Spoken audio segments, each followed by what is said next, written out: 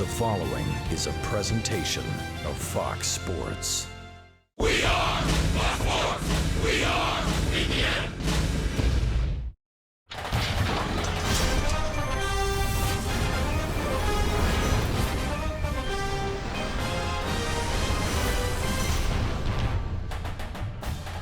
When the series began, there were 44 states, a Hoosier was president, and it was 2 decades before the first Indianapolis 500.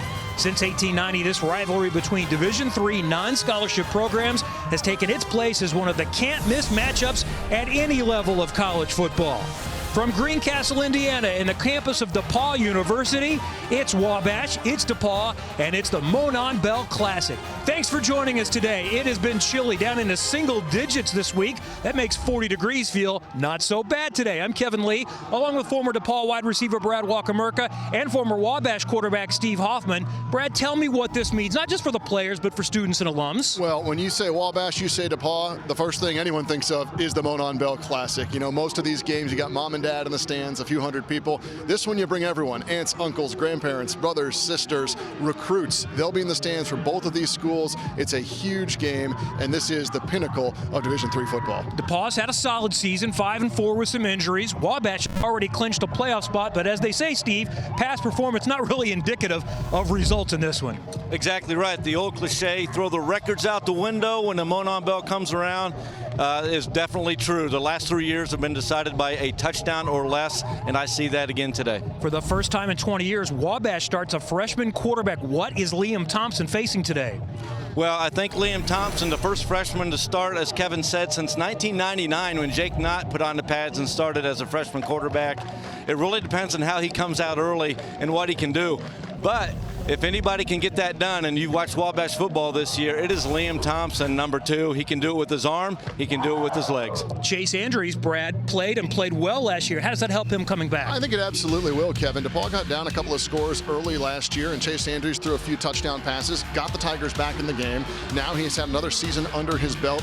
Similar to Thompson, he can do it with his legs, can do it with his arm. A very efficient passer, but he's probably going to have to take a few more chances down the field for the Tigers to have a win this afternoon. For the 126th time, these Division III rivals, separated by just about 30 miles, play again today, and it's for the Monon Bell, and it's coming up next here on Fox Sports Indiana.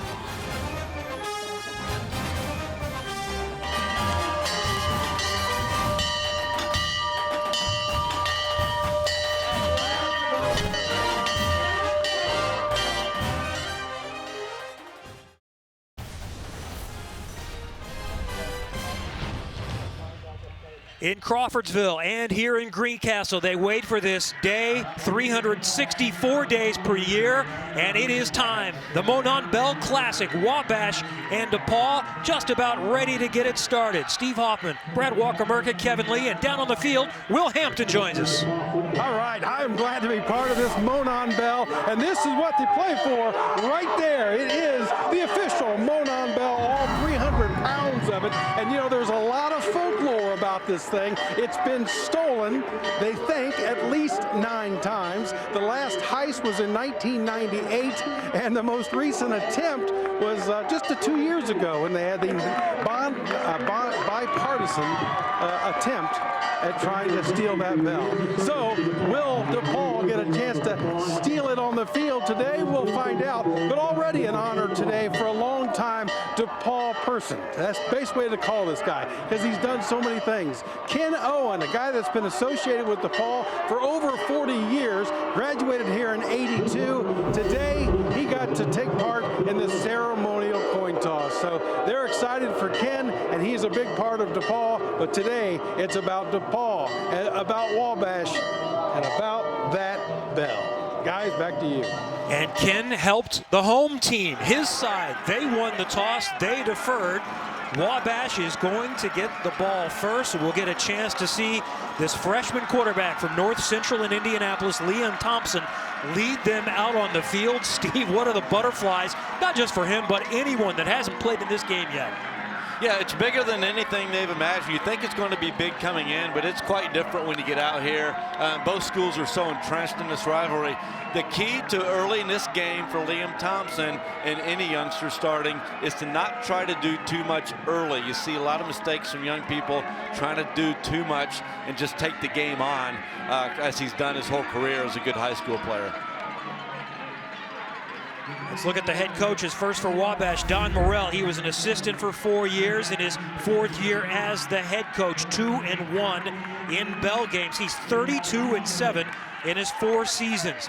And for DePaul, he's been a head coach at Butler, at Ball State, at Indiana University, and now in his 2nd stop in Greencastle, Bill Lynch, the head coach of the Tigers. He's 2-5 in his career in the Bell game. They have been playing since 1890. For the Bell since 1932, when the Monon Railroad decided, yeah, we need a trophy to hand out in this case. But going all the way back to 1890, Wabash leads the series at 100. It was even in Bell games since 32, separated by only 5. Remember, in the last 3 years, it's a 5-point differential total in those 3 years, and it's been 2-1 in favor of Wabash. They have won 9 of the last 10. Isaac Avant is back deep to receive for Wabash. We'll see a lot of him. He is their senior running back. And set to kick off for DePaul is Jack Drake. They will use a couple of different place kickers. Drake does kickoffs and longer field goals. Jack Brush does the PATs. And here we go for the 126th time. It's Wabash and DePaul. The Monon Bell is underway, and we start with a touchback. We're going to look for some early momentum here, guys, for DePaul. I mean, they're trying to pull out all the stops. They've got brand new uniforms, gold uniforms, never worn during this season, brand new for the guys. And Bill Lynch joked, hey, it might get us a first down or so early in the game, but this is a team that has been looking for momentum for the last decade in this rivalry. So anything that works, they're going to pull out all the stops to get a try. The uniforms look great. You're not going to miss them today, but they do look great, and that's coming from a Wabash guy. That's pretty hard for me to say, but I got it in there. It's very fashion forward of you, Steve. I appreciate that. Liam Thompson can throw the ball. He can run the ball. Doesn't look much like a freshman anymore, and he'll give it straight up the middle in the first carry of the game to Avant for about 7 or 8 yards. It's a big bruising offensive line for Wabash, and DePaul's going to have their hands full this afternoon. Yeah, and what we're going to see, and we'll talk about this as the game goes on, we're going to see our linemen moving around a little bit. We're going to see Wabash's guards pulling and tackles folding around a little bit more than usual. Avant with 150 yards last year in the Monon Bell game. Look at the big men up front and the skilled positions. Cooper Sullivan is also a freshman from Jacksonville, Florida, #1. He's the wideout. Avant straight up the middle. Another first down out to the 40-yard line, or I should say another good run and a first down and a pickup of about 6. Yeah, and the other thing you're going to see from Wabash today, you're going to see no tight ends, 2 tight ends, or 1 tight end, 2 tight ends, and sometimes 3 tight ends. Like to get the big heavies in there when they can.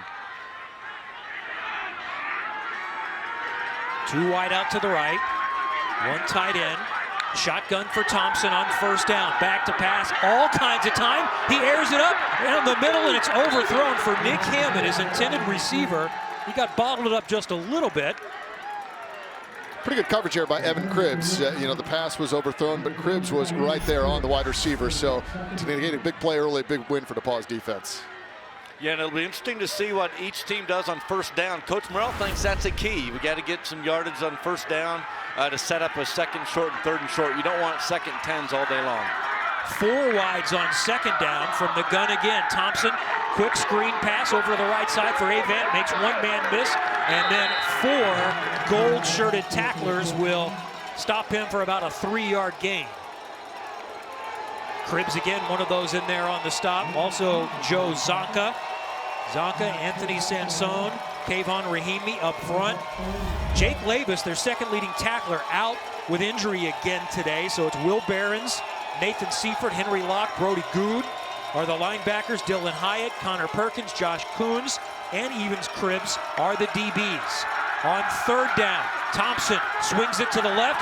Low pass is picked up by Avant. There's a flag on the field. Second effort is going to get him to midfield right at the marker. Depends on the spot and also depends on the penalty. Yeah, it looked like one of the DePaul linemen rushing upfield was just tackled by one of the offensive linemen for Wabash, and this is going to come back. Yeah, I don't want him throwing him under the bus if it wasn't him. I think it was left tackle number 78, Nico Morris. Holding, offense number 78. 10-yard penalty from the previous spot. Down remains third.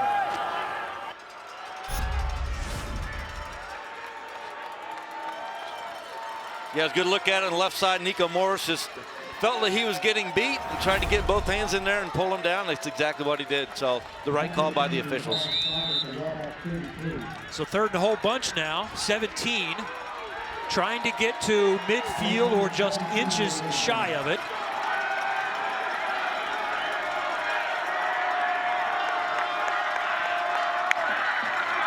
From the gun, draw play. They'll just try to get as much as they can, and Avant will get back to the original line of scrimmage in this series, to the 40.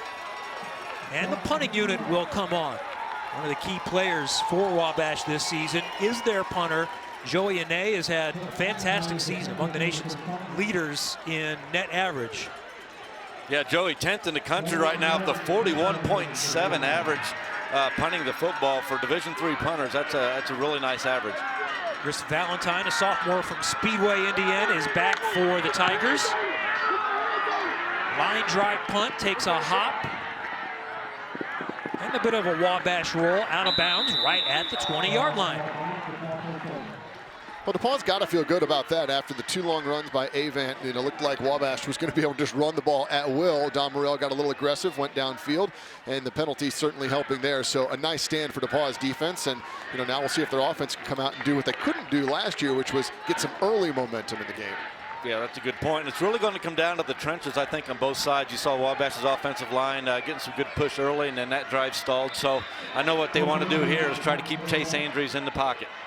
He played most of the Bell game last year, replaced Matt Labus, who tried to come back from injury. Didn't last long, and it's a handoff on first down that isn't going to go anywhere for Noah Jones. He is dropped by Malcolm Lang in the backfield for a loss. DePaul gets Andrews and Jones into a game together for the first time in 6 weeks. Obviously, you think that's a plus as the afternoon goes on, but they haven't played together in a while, so maybe a bit of a miscommunication there on the handoff. Just great pressure by Wabash, but Bill Lynch and the Tigers certainly happy to have those two weapons on the field at the same time together.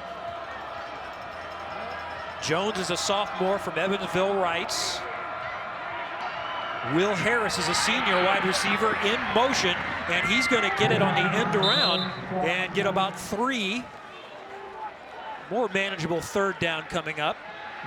Yeah, and the one thing you can see there is the way the Wabash defense runs. Coach Lynch, when we talked to him this week, one thing he said their defense, the Wabash defense, is very active. Ethan Hudson and Gavin Ritter are the other wide receivers. Defensively for Wabash, David Marsh, Blair Brody, Brandon Peck, Lang, who we talked about. Brandon Yagi is their leading tackler the last 2 years. He is available but not starting because of an ankle injury. Might play on goal line positions, so Jared Bertram is starting at one of the linebacker spots, and on the third down, a little swing pass to Harris is going to come up short of the first down at about the 27-yard line. So 4th and 3, and the punting unit comes out for the Tigers.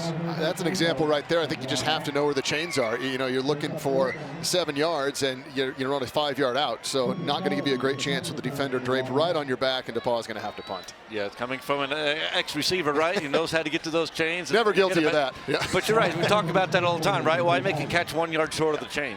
Ty Johnson is the punter for DePaul. He's also had a very good season. He's a senior. He's used to playing in the Bell game. Freshman Cooper Sullivan, one of their leading receivers, is back to receive the punt. Good snap. Almost blocked. Line drive takes a hop, and it takes a Wabash hop and stops dead at about the 43-yard line. So Wabash will get it for the second time there, exactly 5 minutes into this game. Yeah, and one of the things you worry about as a coach in this game are the first punts on each team. And, some big things can happen on punts with the snap, with the kick, with the block kick, with the big return. Both teams getting away, their punt team unscathed on the back-to-back punts. That one was pretty close to being blocked by Sam Marksberry for Wabash. So now the Little Giants starting shy of their 44. Hand off to Avant straight up the middle for a couple.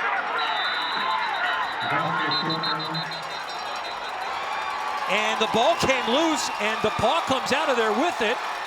I'm waiting for a signal from the officials. Have we seen one yet? Tigers think they should have it. And I don't think... Second down. Yeah, everyone else does not agree, so Wabash will keep it. And Avant very slow to get up, guys, and he is frustrated walking towards the sideline. He did get up. That's good news for Wabash, but not feeling great after that play.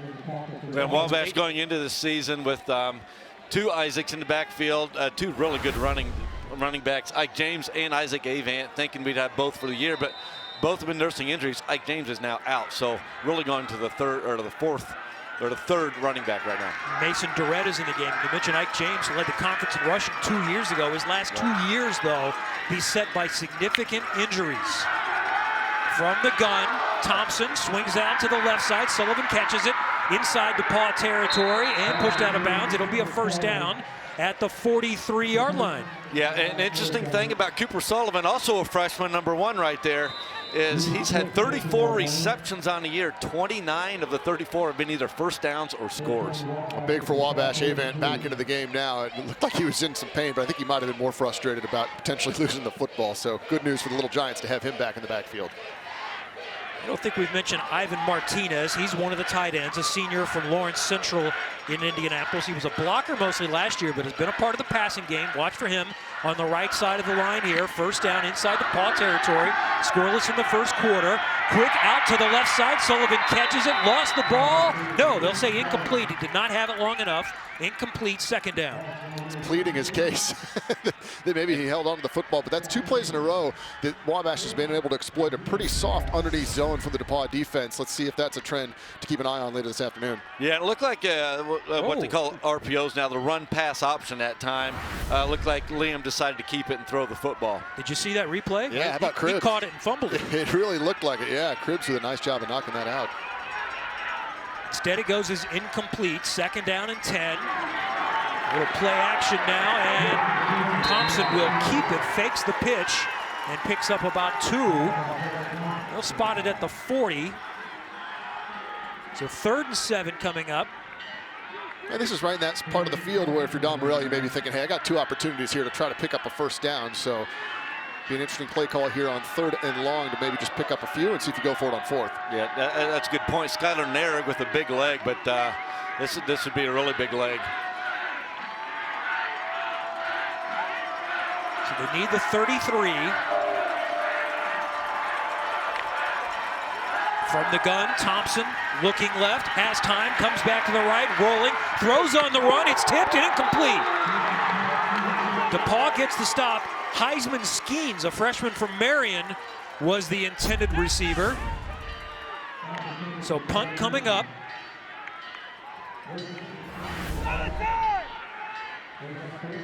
That was a nice play by Brody Good to get a hand on the ball there. Had he turned maybe half a second earlier, could have had an interception. That was really close. Yeah, that's one of those plays where you don't want a freshman quarterback, try to make too many things happen when they're not there, and that was a good example of that. So Valentine is back at his 10-yard line. Ane from midfield. Try to pooch this one. Valentine calls the fair catch and makes it right at the 9, maybe the 10-yard line. And DePaul will get it for the second time. We're underway, and so far the defenses are prevailing. It's scoreless. First quarter of the Monon Bell Classic. DePaul and Wabash. Stay with us on Fox Sports Indiana.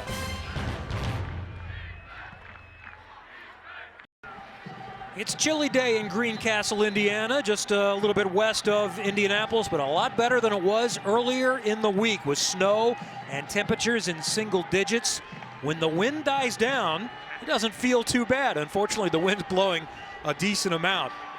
Thanks for joining us for the Monon Bell Classic today. Scoreless. Wabash has had it twice. DePaul now has it for the second time, and they're starting deep inside their own territory from their own 9-yard line. Andrees from the gun hands it to Noah Jones, trying to get around the outside, cuts it up and in, and gets about 3 or 4 yards on first down before a host of Little Giants are there, including One of their senior leaders, Artie Akiwa, made the tackle. The senior from Crown Point, just recently accepted to med school. And it was interesting, Don Morrell telling us this week he's actually playing a lot better since he's got that pressure off of him. Yeah, he thinks it was a weight off his shoulders that, maybe he didn't even realize was going on. Has really played well since, that pressure is off. And that's why I never applied for med school, so I didn't have to worry about the pressure. One of just a few reasons for all of us.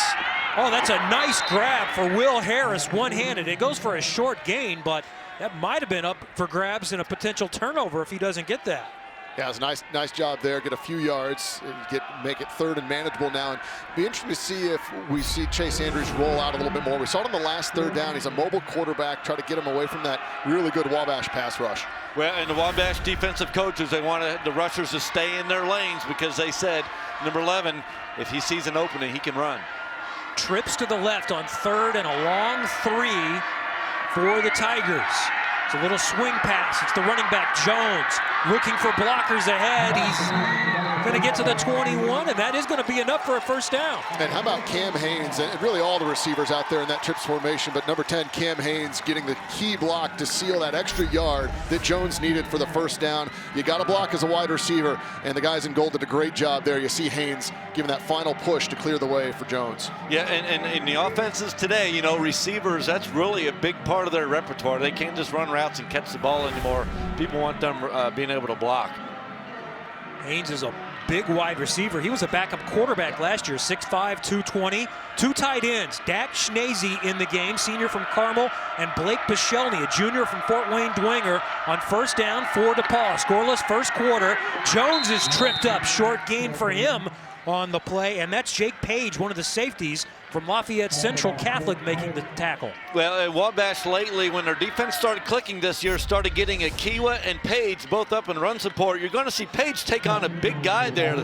DePaul pulling the backside guard and tackle in the old counter tray play, and Page, a safety, coming up taking on a big guy like that. Not something he wants to do every play. Yeah, from his knees, that's a great play. Yeah. Good job.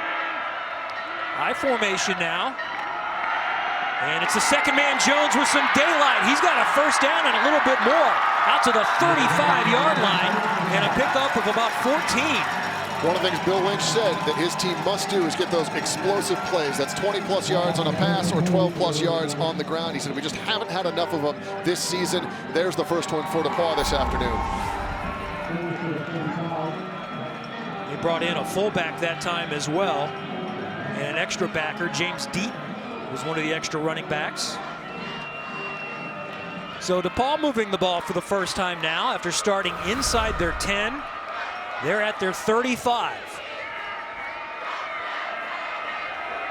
Jones in motion, empty backfield in the gun for Andrews. Back to pass, he'll look over the middle, and it's incomplete. Was there any contact? No, on the coverage, Jose Franco making the play. We'll take another look at this. Franco may have benefited from that ball being a bit overthrown. There was some clutching and grabbing, but we'll see how much he got away with. Blake Pichelny was the intended receiver. There was definitely a touch, but was it enough to impede him? It was determined there was not. I think if the flag's thrown, we all nod our head in agreement. And if it's not, we say, yeah, okay, that's fine. True 50-50 call. Yeah, it was a right-hand hook, and they also may have deemed that he couldn't have gotten to the ball anyway. It was about 5 yards over his head.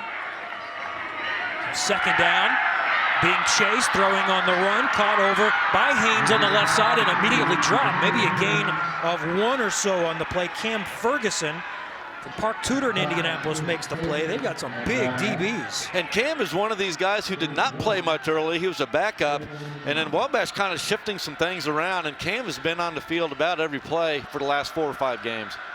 So Wabash essentially plays 5 DBs and just 2 linebackers most of the time, but their DBs, some of them are big enough that they can get up and support the run, like Jake Page, who we talked about, and also Artie Akiwa. 3rd and 9 now. They need midfield for a first down. Jones offset to the right of the junior quarterback, Andrews. He's got some time, throws over near the marker, and extra effort is going to be plenty for the first down. Well, Andrews got great protection that time, had plenty of time in the pocket to find the receiver coming across over the middle, hit him in stride for an easy first down, and DePaul moving the ball now. Will Harris has 3 catches on the day now, including this one for a first down. Led him perfectly. Yeah, got some extra. Coach Morrell said he is a possession receiver, and they said, you know, number 15 is going to be able to fly down the field, and number 4 is going to be able to get possessions. Andrews back to pass. Now he has to run a little bit, and he's going to go down, and down hard. Big loss, lost the ball. It's a live football, and it's going the other way for Wabash, and a touchdown.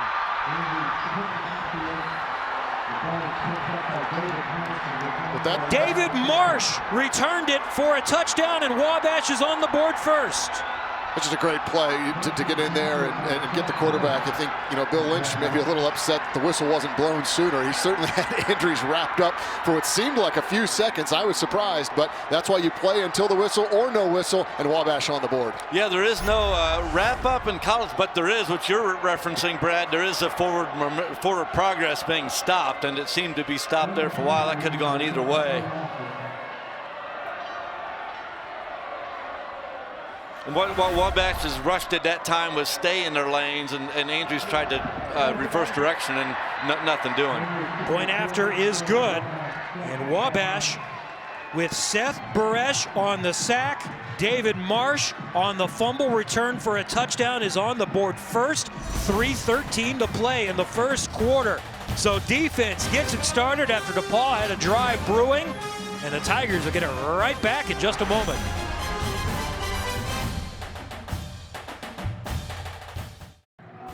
Welcome back to Greencastle, Indiana, and Blackstock Stadium. You have Wabash leading 7-0. Hey, we want to welcome all the Wabash and DePaul alumni watching really around the world. They are watching this thing in all 50 states, and there are parties everywhere you look for Wabash and DePaul alumni. We welcome you watching us here on Fox Sports Indiana. Also, here's a fun fact for you. On this date in 2002, Wabash won that day and took over the lead in the series. They haven't lost it since. DePaul actually has only won it 4 times since. Kevin? Yeah, Wabash has dominated over the last decade, 9 of the last 10, but they've been really close in the last few years. Separated by less than a touchdown total. Wabash gets a defensive score to take the first lead here in the 126th matchup between these 2 storied Division III programs. So the Tigers are going to get it back. Josh Major is back deep to receive this kick from Skylar Narig. Take a hop and into the end zone for a touchback. So now the question is, DePaul was moving the ball. How deflating is this from one where I think they kind of disagree with the call? They thought the play was over, but you got to move on, you got to deal with it. Yeah, absolutely, Kevin. And the positive is you were moving the ball. A couple of first downs, you know, on the ground and through the air, so you're moving it effectively. And you just, hey, get back out there, you regroup, you don't have to sit on the sideline in the cold, and you have another chance here to go put points on the board. Right, and one of the coaches as we went into this game was talking about resiliency and getting through the through things like that, because Brad and I were talking in the break. It's like, you know, things like that seem to happen in this game, and the teams that respond to it is a team in better shape. Seth Baresh made the play, a junior from Holland, Michigan. He's their leading sacker of the season, 6.5 now. So DePaul starts again. They'll do the draw to Noah Jones. They'll make an extra effort to get about 3 or 4 when it looked like he had very little on the play. Second down and about 6 coming. Jackson Garrett, one of those that made the stop for the Little Giants. Jackson Garrett been in and out this year with some injuries himself, and really holding down one of the linebacker positions with Brandon Yagi being out, as Kevin mentioned earlier. Noah Jones has also missed time for the Tigers, but had 3 touchdowns last week. And he'll get it again here on second down on the draw, and he will bull his way forward for an extra 2 or 3. 3rd and 3 or 4 coming up now. And you see one of the things Jones does well. He's very patient, kind of waited for a second, found a hole, a little bit of hesitation, and is able to get a couple of yards and now make it 3rd and short. And Bill Lynch said he really does everything well, from his patience to his ability to break big plays. He's effective in the passing game. He can block, and you see a little bit of it there. And both teams really moving their linemen a lot. It's been fun to watch. You see a lot of guards and tackles out in space trying to block people. So not the old zone play that a lot of teams run now where everybody just steps play side. They're really getting some movement. Duncan West is a tight end in the game. James Deaton gets this handoff, swooping left and going the wrong way. There are 4 red and white shirts there to meet him on a 4th down and a whole bunch coming up. And Blair Brody, one of those in the backfield, and that play was just blown up from the beginning. You talk about some of the movement. I think guys moved, and Wabash guys filled those holes pretty quick, Steve. You had one of the smallest guys on defense, number 7, Jose Franco, and then one of the largest, Blair Brody, making the tackle.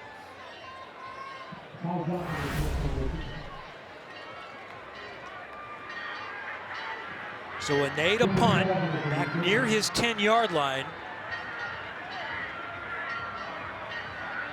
And Sullivan just inside his own territory rushes on. He'll get it away, and Sullivan will fair catch the line drive punt at the 45-yard line. And that's where Wabash will get it technically for the 4th time, but really the 3rd offensive possession after scoring on a defensive score last time.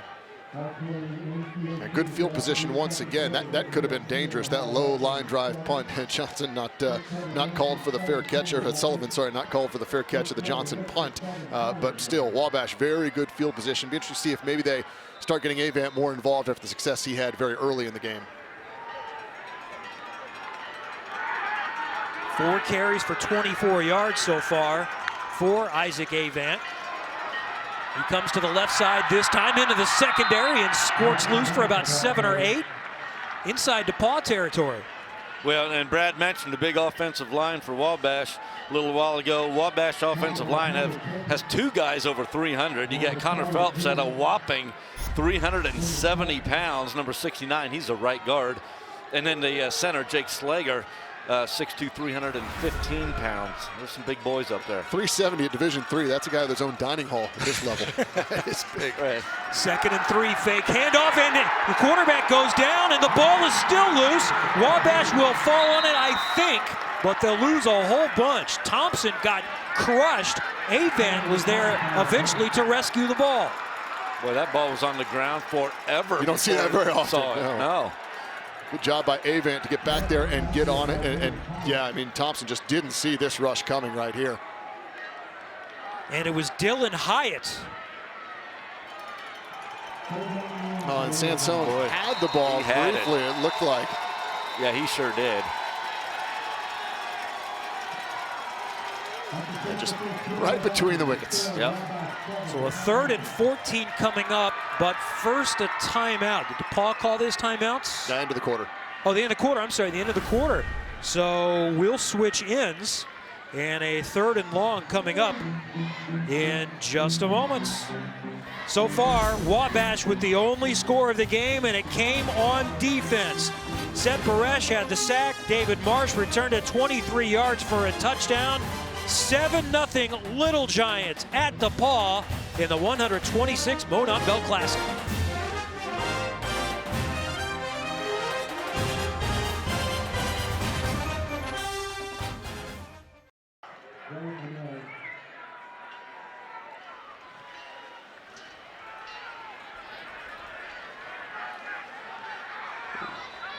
Welcome back to DePaul on a 3rd and 14. Liam Thompson, the quarterback, kept it, didn't get anything. And the punt, DePaul gets it right back, fielded by Chris Valentine on the roll. So DePaul will start from their 17-yard line as we are underway now in the 2nd quarter. Thanks for joining us for the 126th matchup between Wabash and DePaul, the Monon Bell Classic from DePaul. Nick Morose's field at Blackstock Stadium. Kevin Lee, Steve Hoffman, Brad Walker-Merca, and Will Hampton. 7-0 on a defensive score for Wabash. Now the Tigers go to work again from their 17. Chase Andrees will give it to Noah Jones. 3 yards off right tackle. Maybe 4 out to the 21-yard line. But DePaul's got to feel really good about the way their defense is played. You know, the big sack and fumble on the last possession there for Wabash. But now offensively, you just wonder when they may take some chances down the field, look for some of those explosive plays, or continue to pound with Noah Jones, who's been able to get 3 and 4 a pop. But what they can't do is have those negative plays that we saw throughout the first quarter. Yeah, and the only time this game has really seemed to have good rhythm is when DePaul started getting some first downs, because neither offense really seemed to move the ball. And then they're still down 7-0 because of the big fumble. Bill Lynch was pretty open. We really can't expect to go toe-to-toe and control the line of scrimmage with Wabash. We are going to need a couple of big plays, a couple of big scores. Jones on second down avoids getting stopped in the backfield, but doesn't find a whole lot more. Out to the 24, 3rd and 3, maybe 4 coming up. And Brock Heffron, 48, not making the tackle, but was really instrumental in that play, going outside, making it look like Jones had some room to the outside, but he had to cut it back up because Brock Heffron was there. And again, the other starting linebacker, Brandon Yagi, is dealing with an ankle injury. He is available, and we expect we'll probably see him a little bit, especially on short yardage situation. But Jared Bertram starts for him. Jackson Garrett, one of the other linebackers. The defense has been stout for Wabash all year long. 3rd down from the gun. Andrews is back, throws. Harris makes the catch, but shy of the marker by about a yard, maybe 2, to the 26-yard line. So 4th and short coming up. I harped on it before, and I think it was Harris too. Again, you got to just know where the sticks are. Run that run that route 1 yard deeper, so when you come back, as he does right here, you're still beyond the 1st down marker. And unfortunately, Harris again just short of the yard gain. Heffron was there for the tackle. Punting unit is on again for DePaul. And Wabash is, barring something unforeseen, going to get really good field position again. Just something, DePaul is just living on the edge here offensively. Cooper Sullivan is just inside his own territory. Ty Johnson takes the snap, and he will hit a line drive, and that is going to get a massive roll inside the 10 to the 5. Can they get there in time to down it inside the 3-yard line? Well, that was unforeseen. That's almost a 75-yard punt. We'll wait for the stats to get us that one, but wow, and then to stop it. He backed it up on the 1, Brad. Yeah, absolutely, and that's exactly what DePaul needed. But, Johnson's kind of that soccer-style run-out punter, and that's what you hope for when you have that kicking style, that you can get one that will roll end over end just like that. And great job downfield by the special teams unit to get to that ball in time. Bill Lynch said Ty Johnson is one of their most talented players, and he just boomed a 72-yarder. The line drive, the luck of the roll, all help, but he got it done. And Wabash is backed up inside their 2-yard line. And Lance Meyer, great job of hitting the brakes there. He almost went into the end zone and touched that football, so good awareness by Meyer. And not very often does a big punt feel like changed momentum, but it does feel like it changed momentum a little bit here. And Wabash is going to have to burn a timeout. With 11:45 to play in the 2nd quarter in the Bell game, the Little Giants, the road team, have the only score of the game, 7-0. And it was a defensive score. Now as the momentum changed, DePaul has Wabash backed up. We'll find out in just a moment. Stay with us.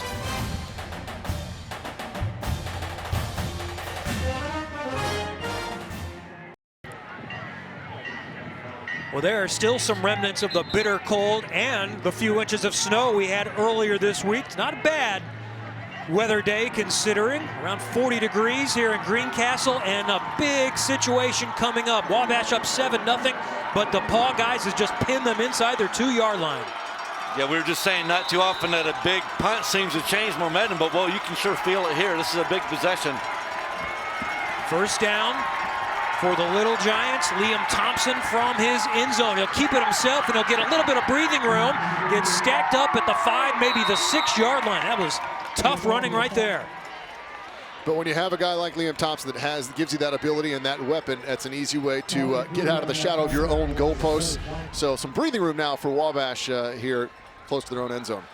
Yeah, and when you have a quarterback that can run, it gives you an extra block. You can actually block all the people you need to block with the running back, or at least fake it to the running back that pulls somebody away and acts as a block. Nico Morris, the senior left tackle from Muncie Central, is leading the way there. From the 6 now. Looks left and knocked down at the line of scrimmage. Yeah, another run pass option there for Wabash. Liam deciding to throw it outside, and not much a quarterback can do there, but the lineman just want to try to get the hands down there. Yeah, Hoffmeister, all 6'1" of them right there, the linebacker, able to knock that down. And this is a really, maybe the biggest play of the game so far for DePaul to try to make a stop and give themselves really good field position. So 3rd and 6 coming up.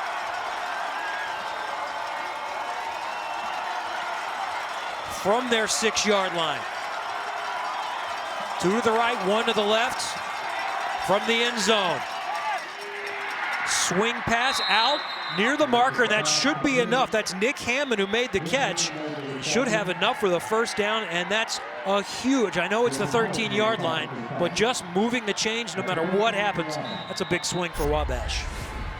Yeah, Nick Hammond really started the year on fire this year, and then Cooper Sullivan has really come on #1. But well, one thing the Wabash offense has done well is spread it out to several different receivers. Hammond did a great job that time coming out of that little route, running towards the marker. Sometimes receivers run just parallel to or right into the sideline, and that gave his quarterback a chance to lead him and hit it first down. First down, draw play. Up the middle for Avant for very little.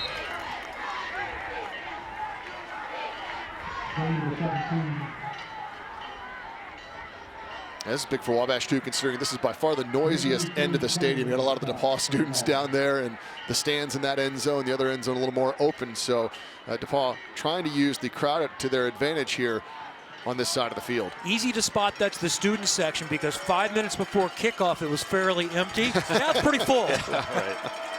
Sometimes 1 o'clock on a Saturday comes a little bit early for a college student. On 3rd down, rolling to his right, and he'll just have to get rid of it. Thompson had nowhere to go. Well, there's an example of Liam Thompson not playing like a freshman. You know, he looked backside, saw the guy coming unblocked, didn't try to make a play out of it, didn't try to run, didn't try to squeeze it in. He just threw it away, and let's go back and do a 3rd and 7. Now, Brody Good, the senior captain, basically unblocked and forced Thompson to get rid of it.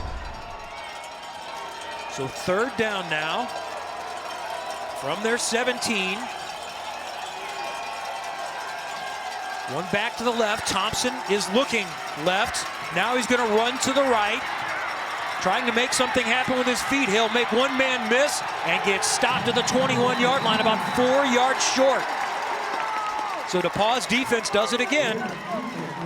Well, Connor Perkins there basically playing the role of the quarterback spy, and that's exactly what he did. He was able to stay with Thompson step for step and then got some help to make the tackle. But yeah, you'll see him right here. He's just a spy on Thompson, making sure that the quarterback has nowhere to go, and he did a good job of sticking with him. He sure did, and you know what held him up just enough where he knew the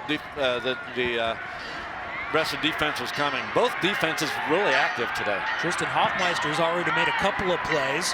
Line drive punt will take a hop, picked up there by Valentine, and not very much room for him. Stacked up at the 38-yard line. Well, if anything, DePaul now has at least successfully flipped the field, but it's only as good as your offense and what you can do with it. So now an opportunity for DePaul. Now, they picked up a couple of first downs in that drive that ended up in the fumble, sack, and the touchdown for Wabash. Let's see if they can get back to maybe some of those intermediate passes that they had on that drive to move the football. Yeah, other than the one drive from DePaul that ended up in the fumble and a pick and score, neither team has really been able to mount any kind of drive at all, save maybe one first down here and there. For DePaul in general, after flipping the field with a punt, just one first down feels like a win, so they have it not too far shy of midfield. Down 7-0, second quarter of the Monon Bell Classic. It's the quarterback, Andrews, keeping it himself for 2, maybe 3 yards. Well, maybe that's something Bill Lynch and the Tigers start going to is Andrews with his legs a little bit and try to give some different looks to the Wabash defense. So we've seen him roll out a little bit, but he can run the football. This is a designed run and gives the Tigers a few yards on first down. But again, really maybe just opening up the playbook and the options available for an offense that's been struggling. Yeah, and Coach Lynch, you can see from the stats every year he's been here, loves his quarterbacks to be able to run the football. Brock Heffern with yet another tackle. 2nd and 7 coming now. Rolling to the right. Andrews puts it away. He's going to run it again and step out of bounds after positive yardage again. Maybe a couple of yards shy of the first down. And that's just good coverage downfield. I mean, that was not a design run, a rollout, but no one for Andrews open down the field. So he made what he could on the ground with his legs, but great coverage downfield by Wabash. Yeah, and it looked like he was waiting, I might be wrong, for Cam Haynes, number 10, who was deep there to really stop and come back. Cam running deep and then kind of stopped and turned without really moving anywhere. But, you know, that's what a running quarterback can do for you. Instead of a incomplete or -4, you get a positive yardage. So 3rd and 2, Chase Andrews from the gun. He'll keep it himself again. And he's got the first down. Inside Little Giant territory at the 49-yard line. Andrews doing it with his legs this time. Again, more designed runs for this mobile quarterback. Wabash now, or DePaul rather, into Wabash territory now. And a nice job patiently looking off the defender and then being able to just slip around him and get enough for the first down. 4 first downs now for the Tigers.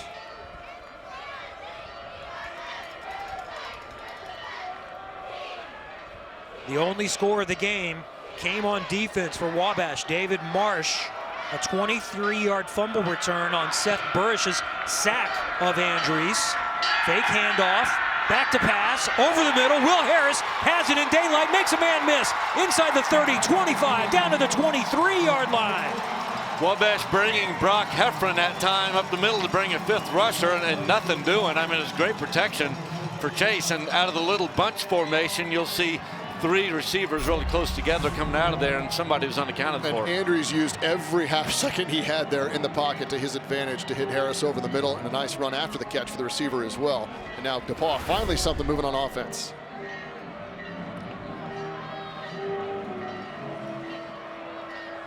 Big receiver to the left is Cam Haynes.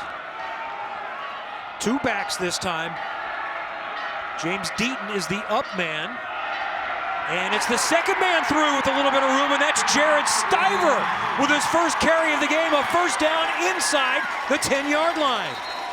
Somebody down for Wabash, I can't see. It might be Patrick Kelly, number 30. I think you're right. Stiver gives you a little bit different look there for DePaul. A lot of speed, and you saw it as he hit the hole right up the middle for a big gainer. And DePaul has used a rotation of backs. Stiver, Liam Pooler, and Jones have all split up the carries, with Deaton getting some work as well. Meanwhile, Pat Kelly remains face down. Sophomore from Valparaiso High School leads them with 3 interceptions. Here you're going to get a good look at it. Coming in with the shoulder tackle. Yeah, just a big hit right there, and hopefully he'll be all right. DePaul will have, let's say, 1st and goal right at the 10. So some options here based on the way you've seen Bill Lynch open the playbook a little bit. He's had Haynes running the ball. He's incorporated some different running backs and receivers on this. So, you know, really everything available here at the 10-yard line when we pick play back up. Yeah, I mean, really some nice plays there. Really opened it up there with the run and the big pass before that. Fans, as you said, Kevin, have really filled in a little right before the game, a little slow arriving both sides, but as usual, a full Monon Bell house. I don't blame him. It's a little chilly. Wait until the last moment. Right now, though, all thoughts are with the downed Little Giant, Pat Kelly, one of their starting safeties on the field right now. And great to see that he has rolled over and is sitting up. Yeah, it looks like he's talking to the trainers now, so just making sure they're taking their time, and now he's going to get up. So that's a great sign for Pat Kelly and Wabash. Yeah, Pat Kelly was a corner for about the first half of the year, and that was one of the changes I mentioned. It was the second half of the Worcester game where Coach Ramsey, Wabash's defensive coordinator, says, you know, we made some changes. We really clicked and played well since that game, which was the 5th game of the year. And one of those changes was moving Pat Kelly from corner, bringing in Cam Ferguson, number 5, and moving Pat to safety and getting our other safeties up more in run support. It's good to see Kelly walk off under his own power. I'll wait for information if it's disseminated on his status in a bit. And back at it now with DePaul on the march, trying to get on the board for the first time past the midpoint of the second quarter. The only score of the game on defense for Wabash. DePaul trying to even up the Bell game. First and goal from the 10-yard line. Andrews under center will pitch it to the right side. Stiver again gets about 3 yards. Second and goal coming. Good pursuit by the Wabash defense there to close off really any angles that Stiver might have had into the end zone. Yeah, just stringing it out. Sometimes that's what you want to do and let the sideline be your friend. Both defenses, I commented earlier, seem to be really running the ball and are very active. From the 7, second and goal. James Deaton, senior from Westchester, Ohio, is the up back. Jared Stiver, junior from Bishop Chatard in Indianapolis, the deep back. Stiver again, straight up the middle, diving for the goal line. It's close. Is he in? He is. Touchdown, DePaul. That's a great effort by Stiver, running through that last tackle, reaching for the goal line, and looked like it was just able to get the ball across for the touchdown. Yeah, it sure was. Reached for the touchdown, and all that has to happen is the ball crosses the plane of the goal line. It's a scary thing to do because you could easily fumble, but he had possession as he got across. A great look at it there, too, as you saw that ball, across the plane. Yeah, great camera work. The knee goes down. The ball is right real close. Could go either way, but I don't think that'd be overturned even if you were talking about replay. So close enough. And the point after, which has been a challenge for DePaul this season, is good. Jack Brush makes the kick to tie this game at 7. Well, we talked about, how a team responds to a big play, and you can see what DePaul did. So we've got a new game, an offensive touchdown for the first time. DePaul and Wabash tied at 7, second quarter of the Monon Bell Classic.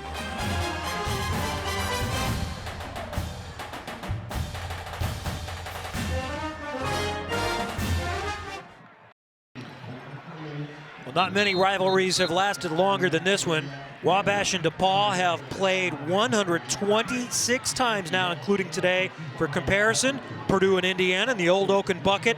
That's just 122 by the time they play in a couple of weeks. It'll be the 120th Army-Navy game. Michigan-Ohio State, a paltry 116. It's not the longest. I think it's 12th in college football, but it is one of the most storied, and it looks like we're in for a good one today. 7-7, DePaul is tied up Wabash. Thanks for joining us. Kevin Lee, Brad Walker-Merca, and Steve Hoffman along with Will Hampton on the sidelines today. DePaul getting set to kick it back to Wabash after a 7-play, 62-yard drive and a 7-yard touchdown run by Jared Stiver. That is a nice kick by Jack Drake, and it is going to be a touchback.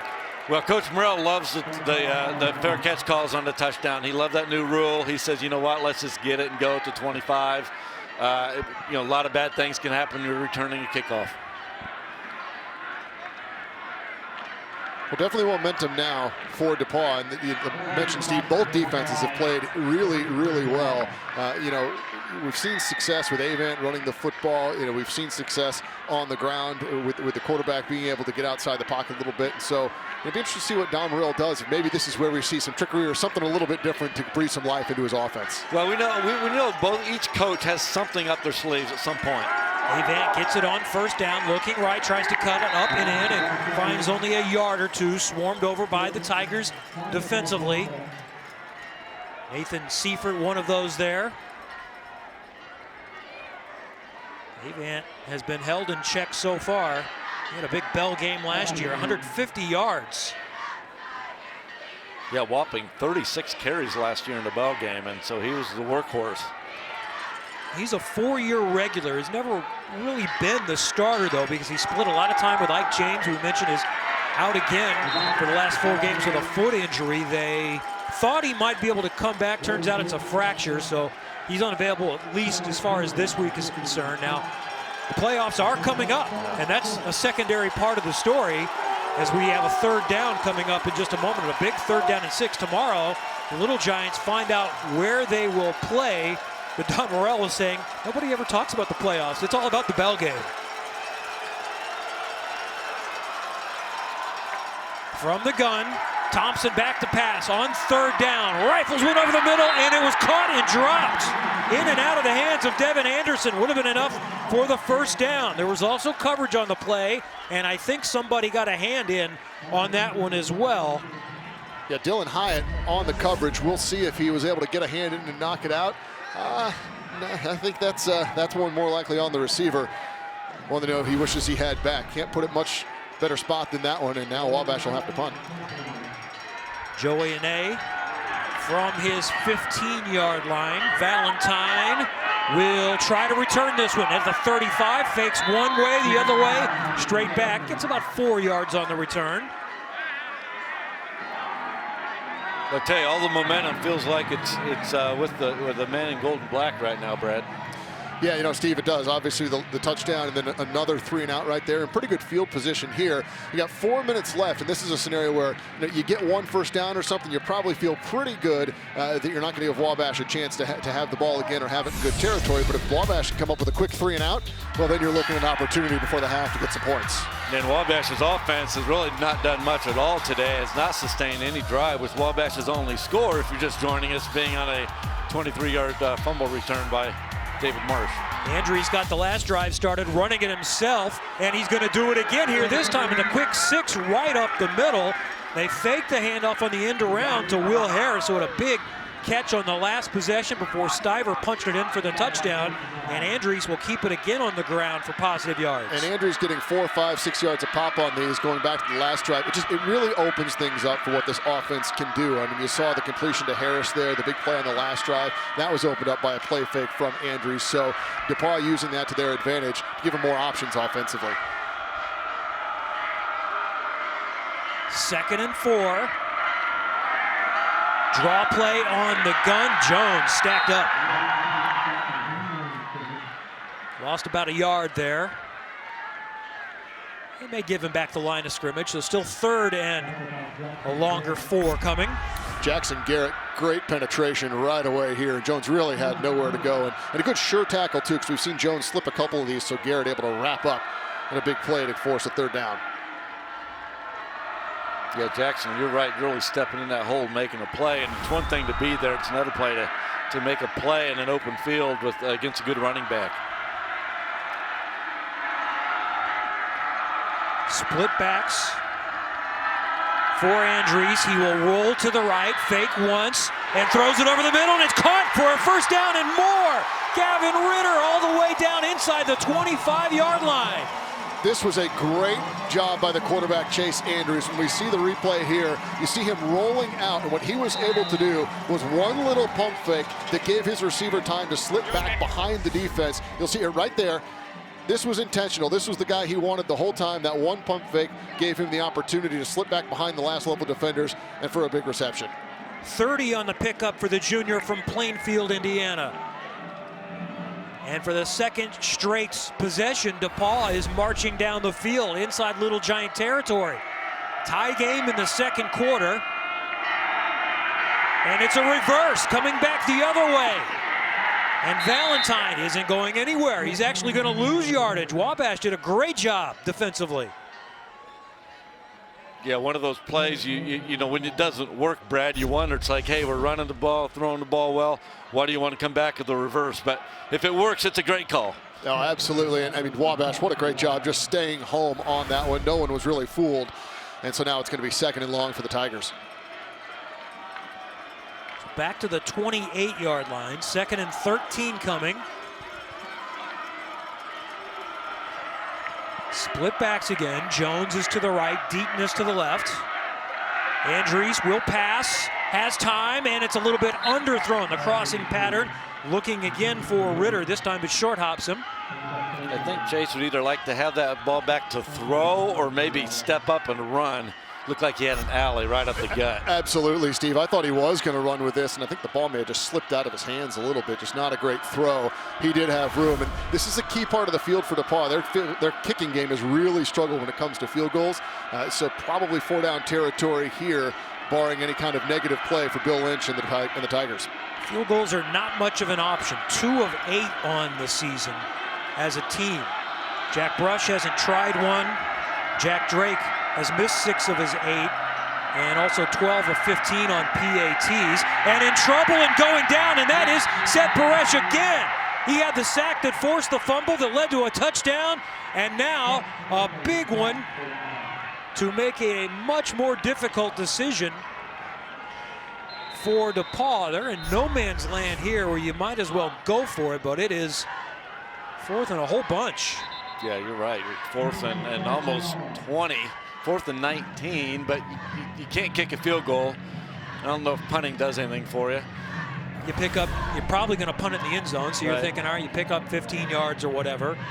Well, I'm a bit surprised that Don Morrell didn't call timeout earlier, and he was pointing at the clock. I don't know if he had tried to, but they just put 3 seconds back on, but a good 10-12 seconds ran off between the end of that play and before even the 58 seconds we see on the clock now. So Wabash only has 1 timeout left. You know, maybe this is a scenario where DePaul drops back in shotgun and does a little pooch punt or something like this to kill some time and try to pin to Wabash deep. Yeah, because, you know, what do you have in your playbook? Not a whole lot of in the column of 4th and 19. And I think that's the problem, Steve. This is 4th and 4, 4th and 5. You know, you run a normal play, and if you don't get it, you don't get it. But this is a hard one to pick up. You got the clock will stop on a first down in college football, but only 1 timeout for Wabash. But still, if they can hold DePaul here, you know, you're a first down or 2 away from maybe a long field goal or a realistic shot to throw it into the end zone. Right. What you don't want is an incomplete pass, like you said, and give Wabash the ball here with about 50 seconds to go. And Skylar Nairg with a strong leg, I think he can go up to you know, maybe 52, 53 on a good day. Now we got some breeze going today, but. Now keep in mind, short of the first down, the clock is stopping no matter what. Yeah. So they will punt it, but the clock will stop. You'll pick up a little extra time, though, if you can just roll a punt. So the idea here for DePaul and Ty Johnson is let's keep this one in play, and that seems perfect to me. A high, bouncing punt. Stays in bounds for a moment, rolls out of bounds. You got 2 or 3 more ticks off the clock, but more importantly, you got him starting at the 13 instead of the 20, or worst case scenario, way back at the 35 or whatever. Yeah, you couldn't ask for much better there, but let's just go back a couple plays. That's a huge stop for the Wabash defense. DePaul, with all the momentum in this football game right now, was moving the ball for what looked like probably an easy opportunity, at least 3 points, if not more, and then 2 negative plays. And you know, we may not see Wabash do much offensively here, but they have to feel happy, Steve, with the way that defense performed in that last series. Well, yeah, it needed to stop because it felt like we were on our heels. Wabash's defense, I should say, was on our heels a little bit, trying to stop this DePaul offense. So with 49 seconds and a timeout, they'll keep it on the ground on first down. The interesting thing here, and it doesn't look like he's going to do it, you know, Bill Lynch has all 3 timeouts. And, you know, maybe with a better field goal kicking game, you think about that, but he's going to let this one run down. Yeah, I'm a little surprised he didn't use it because, you know, Wabash, even if they get a first down, is going to have to go still another 80 yards. And you never know what happens on the punt, right, with a bad snap or snap. Sure. I would have thought we might have seen one there on the first play, a timeout, and kind of see what Wabash does on second down. So Wabash is content to go in to the half tied.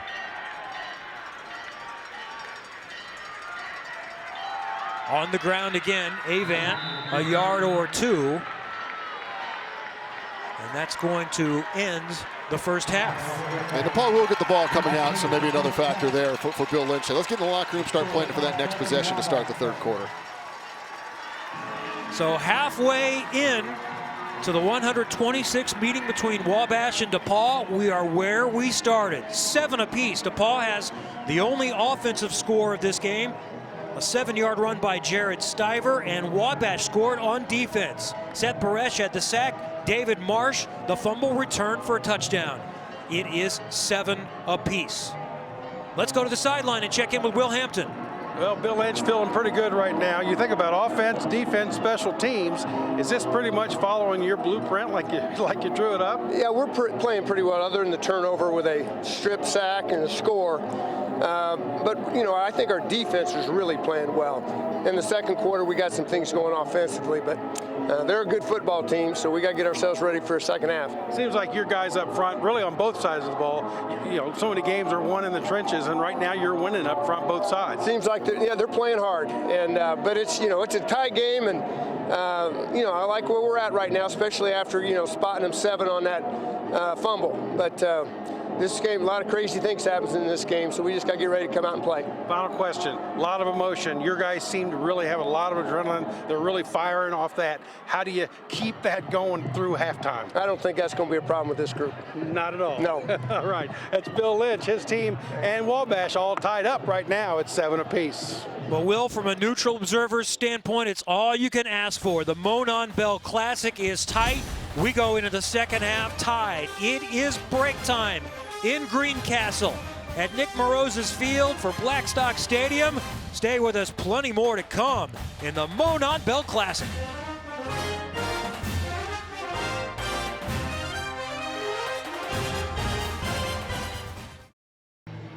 Halftime at Nick Morose's field at Blackstock Stadium in Greencastle, just west of Indianapolis. Wabash and DePaul separated by about 30 miles and separated by nothing on the scoreboard. Halftime of the Monon Bell Classic, it's Wabash 7, DePaul 7. First half highlights, it started for Wabash, getting it done, Steve, on the defensive side of the ball. Yeah, not much going on either side for either offense, but at this point, you see the defense for Wabash playing really well, and you're going to see the big play coming up right here with the big strip by Malcolm Lang. David Marsh picks it up and runs 23 yards for the first score of the football game. Yeah, then DePaul on offense finally getting something going. You see the big pass play here from Andrews to Will Harris, was able to make a few men miss, and DePaul then able to capitalize from 7 yards out. Jared Stiver, the diver, diving into the end zone for the touchdown that gave DePaul their first score of the game, and we're all tied up. Less than 200 yards of total offense as we look at the stats. Anything jump out at us here? Well, the total yards for both sides jumps out at me. I mean, 63 yards for this Wabash offense and a half. The DePaul defense playing phenomenal. So you think, oh, let's go to the other side. Only 118 for DePaul. Yeah, I think Bill Lynch should be happy about two things. 1 of 6 for Wabash on third down. His defense has really stepped up there. And the time of possession, Bill knew that they had to possess the football. So it's been a nice day and tremendous football so far, especially on the defensive side. Kevin Lee, Steve Hoffman, Brad Walker-Merca.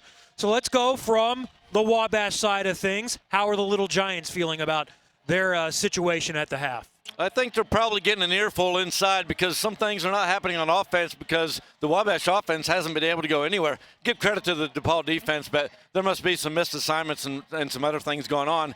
But on the defensive side of the ball, everything's fine. Just keep playing our game. Steve's a former Wabash quarterback. Brad's a former DePaul wide receiver. Tied at 7 against a team that's already at least clinched a tie of the conference championship going to the playoffs. How's Bill Lynch at right now? Well, I think he feels great. I mean, this is it for this DePaul team, right? And they're kind of playing like it. Season's over, win or lose this afternoon. You know, Wabash does have that playoff game still, but DePaul's going to have the football. Coming out in the second half, their offense has gotten better sort of each series throughout the first half.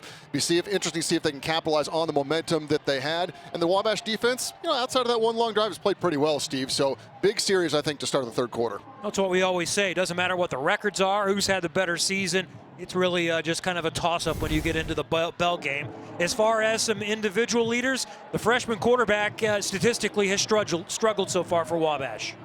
Yeah, I mean, you look at that, and, you know, he's playing like a freshman. He hasn't played like a freshman really all year, though, Steve. But, you know, hey, first Monon Bell game under his belt now. You know, maybe some big things here in half number 2. But, again, let me go to the DePaul defense. He really hasn't had a lot of places to throw the ball that we've seen. And when he's tried to run, they've been bottling him up. But 22 yards for a half for throwing the ball for Liam Thompson. Probably the first time in his life that's happened. The Tigers quarterback Chase Andrews has been very solid so far. Stiver has the only offensive touchdown of the game. Wabash's score came on defense. David Marsh's 23-yard fumble return for a touchdown. Second half coming up in just a moment. Stay with us for the Monon Bell Classic.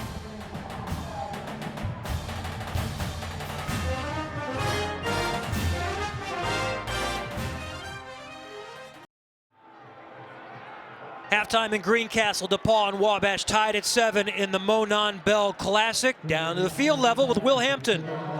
They call it the Monon Bell Classic, and this is a classic, I guess, so far, all tied up 7-7. Coach, what was your message at halftime? Well, we need to be way more consistent on offense. We had a critical penalty. We let a ball bounce to the 1-yard line, and we gave up a sack that we shouldn't have. So we've got to play better for sure offensively, but this is what the Bell game's like every year. It's tough, and somebody has got to make a big play in the second half to win this football game. You were saying earlier in the week that you were concerned about some of the things that they might do defensively, different looks, different sets. Did you see some of that surprised you a little? Much more pressure, second down pressure, 2nd and 8, 2nd and 7, a ton of pressure, and that's unusual for them to do.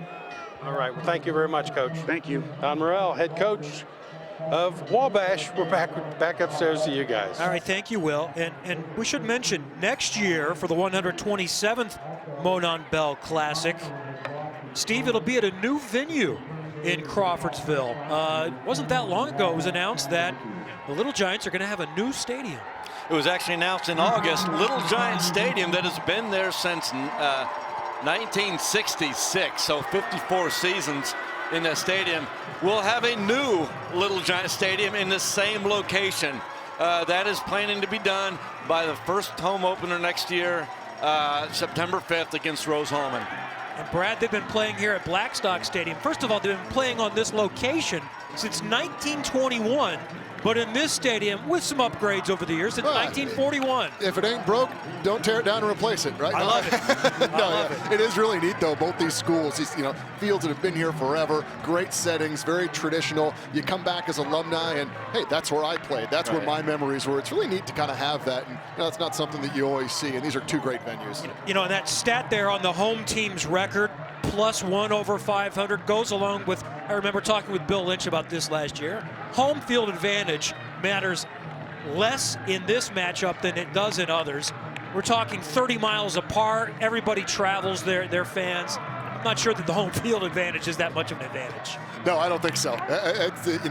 It's just different because there's so many more fans here at this game, and a lot of these people know each other, right? These are kids and families that know each other from the same towns, the same high schools. So you're talking about playing in front of fans that might be wearing the other color, but they may have been your hometown fans just 2 or 3 years ago in high school. The Monon Railroad, by the way, connected these towns, Greencastle and Crawfordsville, about 30 miles apart from 1847 through 1970. And the Monon Bell was donated in 1932 as a trophy for these programs. You can hear it all day long in the background. Will it go back to Crawfordsville, or will it stay in Greencastle? Well, they made the trip today. And every once in a while, the student bodies get together to try to swipe it. So you can win it outright on the football field, or you can do some shenanigans to try to get it for a little while until you get caught. But one of the things that Will mentioned earlier about a bipartisan attempt at a steal was because some Wabash students came down. One was in an Obama mask and one was in a Trump mask to try to steal the bell. Didn't go as planned. It didn't quite work out for the Wabash faithful. Well, and by the way, Skylar Narig, who is kicking off right now, was one of those students. He was a player. Normally attempted theft is really frowned upon, but it's taken in a different light here in the circumstances. In the end zone, it's a touchback, so from the 25-yard line is where DePaul will get it to start the second half. And all right, here we go, and tied up at 7. And last year, one of the things, going back to that attempted theft Skylar Narig had to do as a consequence to trying to steal the bell was he had to stay and clean up the stadium in the stands afterwards. So it was Skylar in his football uniform and several of his Wabash friends and acquaintances helping him clean up the stands. They got a break, though, because a lot of the fans helped out, right? Yeah, It wasn't absolutely. just he and his co-conspirators. No. Chase Andrews had a really good first half. 8 of 10, did some things on the ground as well, and he's going to fake a pass and keep it himself on the first play of the second half. 3 yards up the middle. And that really was, I think, the difference. It started setting up the DePaul offense to have more flexibility. It was Andrews with these keepers and running the football, so no surprise to see Bill Lynch come out of the gates with that. in the third quarter. And how about this game, you guys? It's a Monon Bell game, 7-7 at halftime.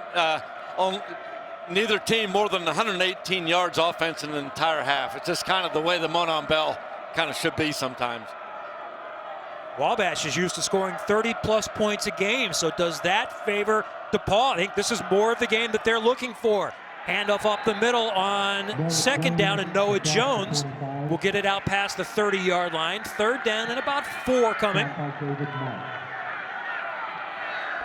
Well, Bill Lynch is a very good coach, and will always have something up his sleeve, as will Coach Morrell.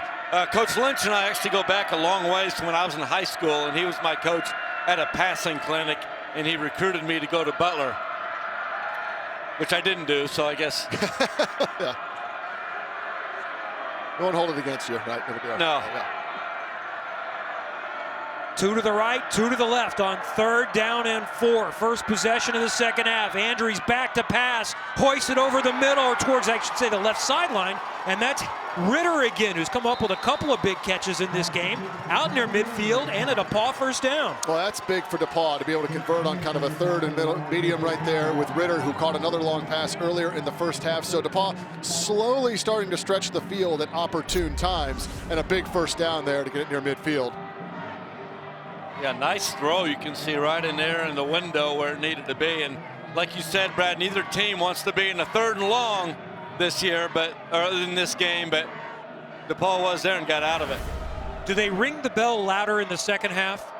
It sounds that way. It does sound like it. They ring it with more force and vigor because it's getting closer to winning time.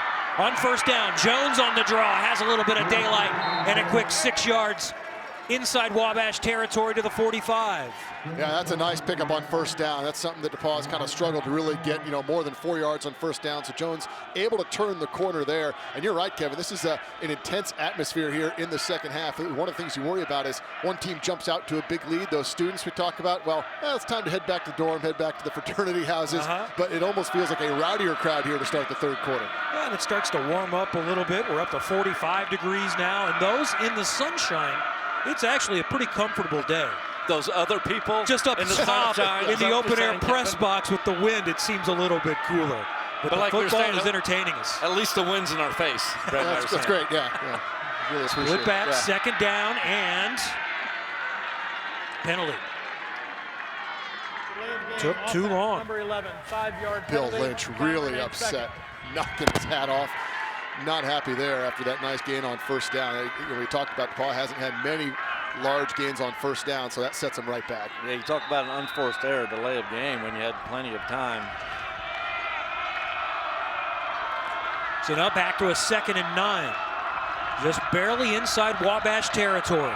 The only offensive points of the game have come from DePaul.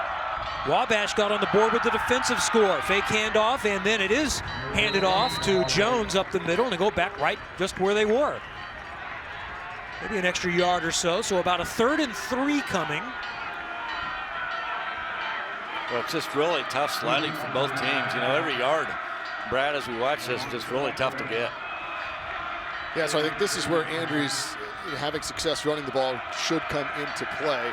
He's an option on that design quarterback draw. Maybe get him outside the pocket and roll out. He's had some success hitting receivers there. Or, Jones, a couple of nice runs in a row here. Maybe you just pound it up the middle with him. And then you get another scenario if you get within a yard, is it 4-down territory.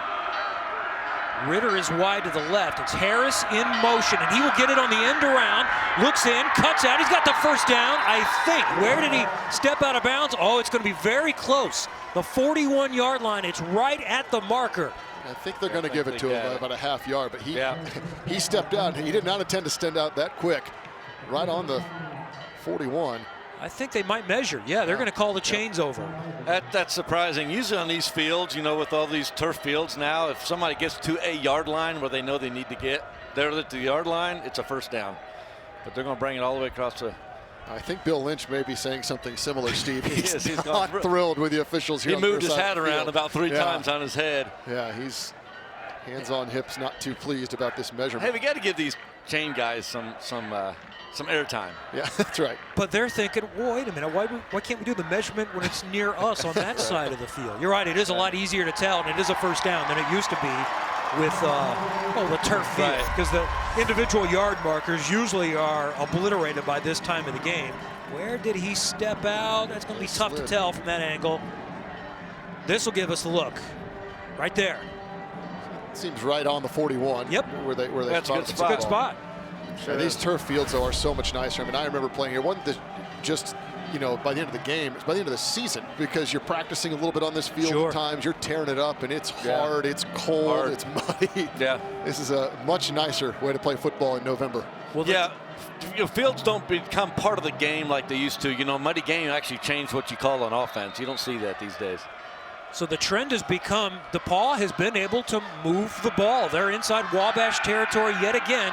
Tied here in the third quarter. Andrews chased, throws, and it's way out of bounds. Incomplete, just had to get rid of that one. Ritter over there, the intended receiver.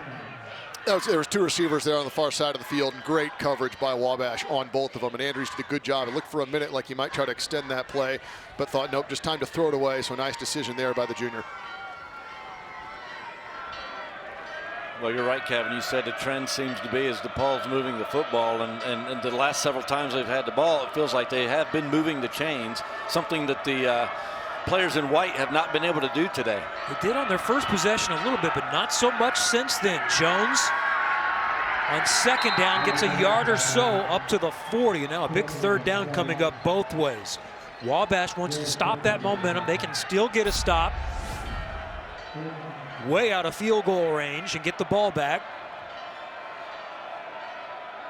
Yeah, just nowhere to run. Wabash stuffing that hole with a couple of defenders along the defensive line. And we haven't seen DePaul in many third and longs. So it'll be interesting to see what Bill Lynch tries to dial up here.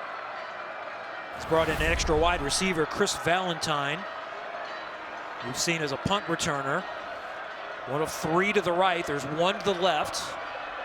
One back with Chase Andrews. 3rd and 9. He's going to dump it off to Noah Jones. His back, and that's a great tackle from behind to stop some extra running room. Brock Heffron is there to keep DePaul from getting an opportunity at a first down, because I think he was going to be close if he doesn't get him. That was the perfect play call, and it could only be beat by one thing, and it was that. Brock Heffron with an amazing individual effort to track Jones down right there, because DePaul read the blitz and the pressure, the man pressure, and was able to get that screen set up nicely, but a great individual effort.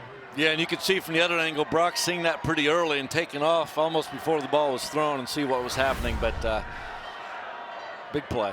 Ty Johnson from just inside his own territory. Set to punt to the freshman Cooper Sullivan, and that's almost blocked. That is a high hanging punt. Sullivan will try a fair catch at the goal line, and he lost it. He collided as well with a defender, so the flag comes down. He was drifting. Yeah, I mean, that's just a no-no from DePaul. I mean, Sullivan's still there trying to catch the ball. He signals for the fair catch. The tough thing there is you don't always expect a guy to catch the ball at his 1 yard line. Exactly. When you said that's a no-no, I didn't know which team you were going both. for. No, it was both. It's really, don't fair catch it on a 1, and then don't catch the ball. Yeah, kick catch interference. That's going to be 15 yards, either re-kick after 15 yards, which I wouldn't be surprised if Wabash does, or just take the 15 from there. And the wind is blowing that direction as well, so I think the wind took the ball a little bit. The DePaul player on punt coverage, I think he's probably thinking at that point, he's not going to fair catch this. The ball's going into the end zone. So he was just in the wrong spot at the wrong time. To make a fair catch. Kicking team number 24, 15 yards from the spot of the foul.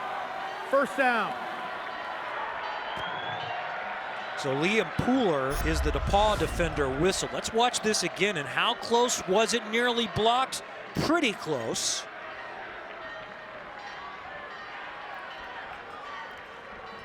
He did have his eyes on the ball. So what I think he's thinking at this point, Pooler, is there's no way he's going to try to catch this. I'm going to try to catch it and pin him down at the 3 or 4 yard line. I don't think he even saw Sullivan. I think he was just watching the ball and trying to. No, I think you're right. Yeah, Pooler just trying to down it.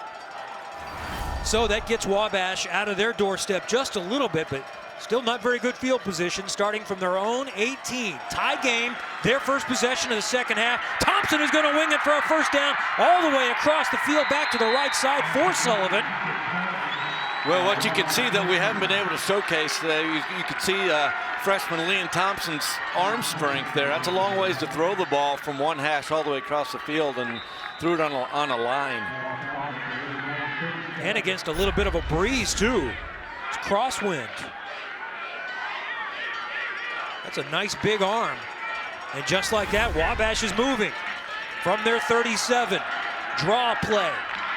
Up the middle for an extra 4 or 5 yards after first contact is Isaac Avant.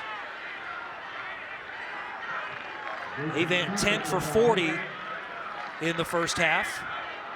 Yeah, not a lot of running room. You know, early when DePaul kicked the Wabash to start the game, a couple big runs by Wabash. And Brad, you mentioned, you said, boy, the big guys from Wabash are really making it tough. And ever since then, really nothing going. From their 41, second down and 6.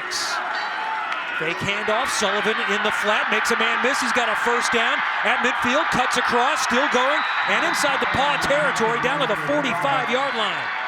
Well, I think one thing we're seeing here is quick passes like that. You know, Don Morrell was telling Will Hampton at halftime, DePaul brought a lot more pressure than they expected, and that really seemed to rattle Thompson in the first half, so we may see more of these quick passes here in the second half. Yeah, and like we said, both these coaches are very good coaches. We know they'd be coming up with some adjustments at halftime. Don Morrell and the Little Giants have come out firing here in the second half, and now going up top, and it is way overthrown, but there's a flag down. Sullivan was the intended receiver. On coverage, Dylan Hyatt had the best chance at the ball, but what is the flag? It's interesting because Sullivan seemed to give up on the route. I don't know if he was interfered with maybe prior or with I think he got either a holding or defensive pass interference, depending if the ball's in the air, but he got held. But pass interference, defense, number 30. 15-yard penalty from the previous spot. First down. Wouldn't really recommend that you stop your route when that happens. Yeah. I think it happened before that. Yeah, it must have. A little bit of a push there, you can see. But not a lot. That's a bad call. Yeah, I mean, he basically given up on the route. The former Tiger is allowed to say that. That's Brad Walker-Merker. And here is another reverse, and it's Sullivan again getting 5 or 6 yards. Stays in bounds to the 24, so Wabash continues to move the football here in the second half. The best possession they've really had in the game. Remember, their only score is a defensive score. Yeah, no question, the best possession because the only best other drive I think we may have gotten 2 first downs out of, but this drive starting on our own 17-yard line. So now at the Tigers' 24-yard line, nearing the midpoint of the third quarter in a tied Monon Bell Classic. Martinez, the tight end, is in motion. The quarterback, Thompson, is going to keep it. He'll maybe get back to the line of scrimmage or find a yard before he's pushed out of bounds. That's the one thing we haven't seen as much this afternoon from Thompson is designed runs, so maybe something to look forward to more here in the second half. But a big 3rd and 4 coming up here for Wabash. And Thompson has surprised even the Wabash coaches with how good he has been running the ball this year. Knew coming in and recruiting him that he could throw the football, but really has surprised us with how he can run. Nothing going there. There were about 3 unblocked players in pursuit with him. So it's 3rd and 4 from the DePaul 24. Thompson looks to keep it again. He will, and he is going to be close to the marker. Pushed out at about the 21-yard line. Where will the spot be? He needs between the 20 and the 21. It's right on the 21. I think that's going to be a little bit short. Yeah, it's going to be 4th down. Yeah, and I think that the play call was such that we probably figured we would be 4th down territory. Absolutely. Even though we do have a kicker, there is a strong breeze we haven't talked about today, but it's a sideways breeze.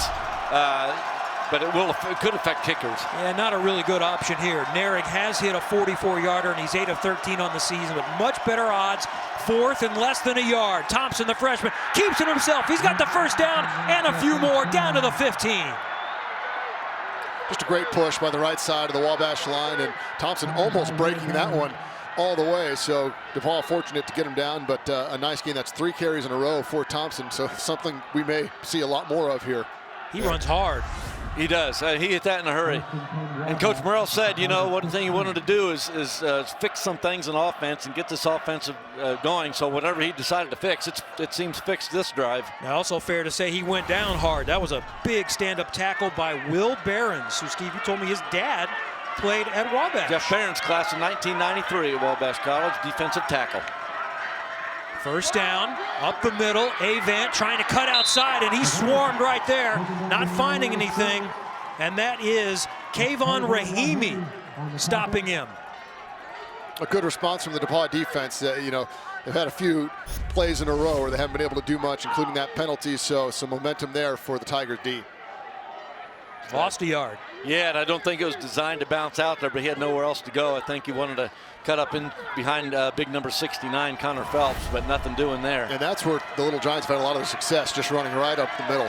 2nd and 11, trips to the left, including the tight end Martinez, but Thompson is going to run it to the right, try to cut in, nothing again. Maybe a yard. The DePaul defense has been swarming here. Joe Zonka leading the way. Again, if DePaul can stretch these plays out left and right, it seems to favor the Tigers defense, and a great job by 3 Tigers in on that tackle. So 3rd and 10 coming. And this, Steve, I would think would be pretty comfortable in Naring's range at this point. Oh, I think so. You know, you don't want to do anything silly here. You don't want to necessarily have to throw it into the end zone. You know, maybe even a simple pass with a screen type play, or maybe even a running play. 3 to the left, 1 to the right. Thompson fakes the pass, keeps it himself. He will go the safer route and try to make it either a more manageable 4th down or a shorter kick. He gets to the 10. Here comes the kicking unit. It is 4th and about 5 from the 10. That's what we're looking at. The 27-yard field goal here. 28. And it's Skylar Narig, senior from Warren Central in Indianapolis. 8 of 13 on the season from the right hash. Snap down. Kick is up, and kick is good. And Wabash, on a 28-yard field goal from Skylar Narig, has taken a 10-7 third quarter lead on DePaul. Yeah, what a big drive. And let's keep in mind, Wabash started after that kick-catch interference. Narig got it done. Wabash is back in front. Stay with us. Third quarter action in the Monon Bell Classic.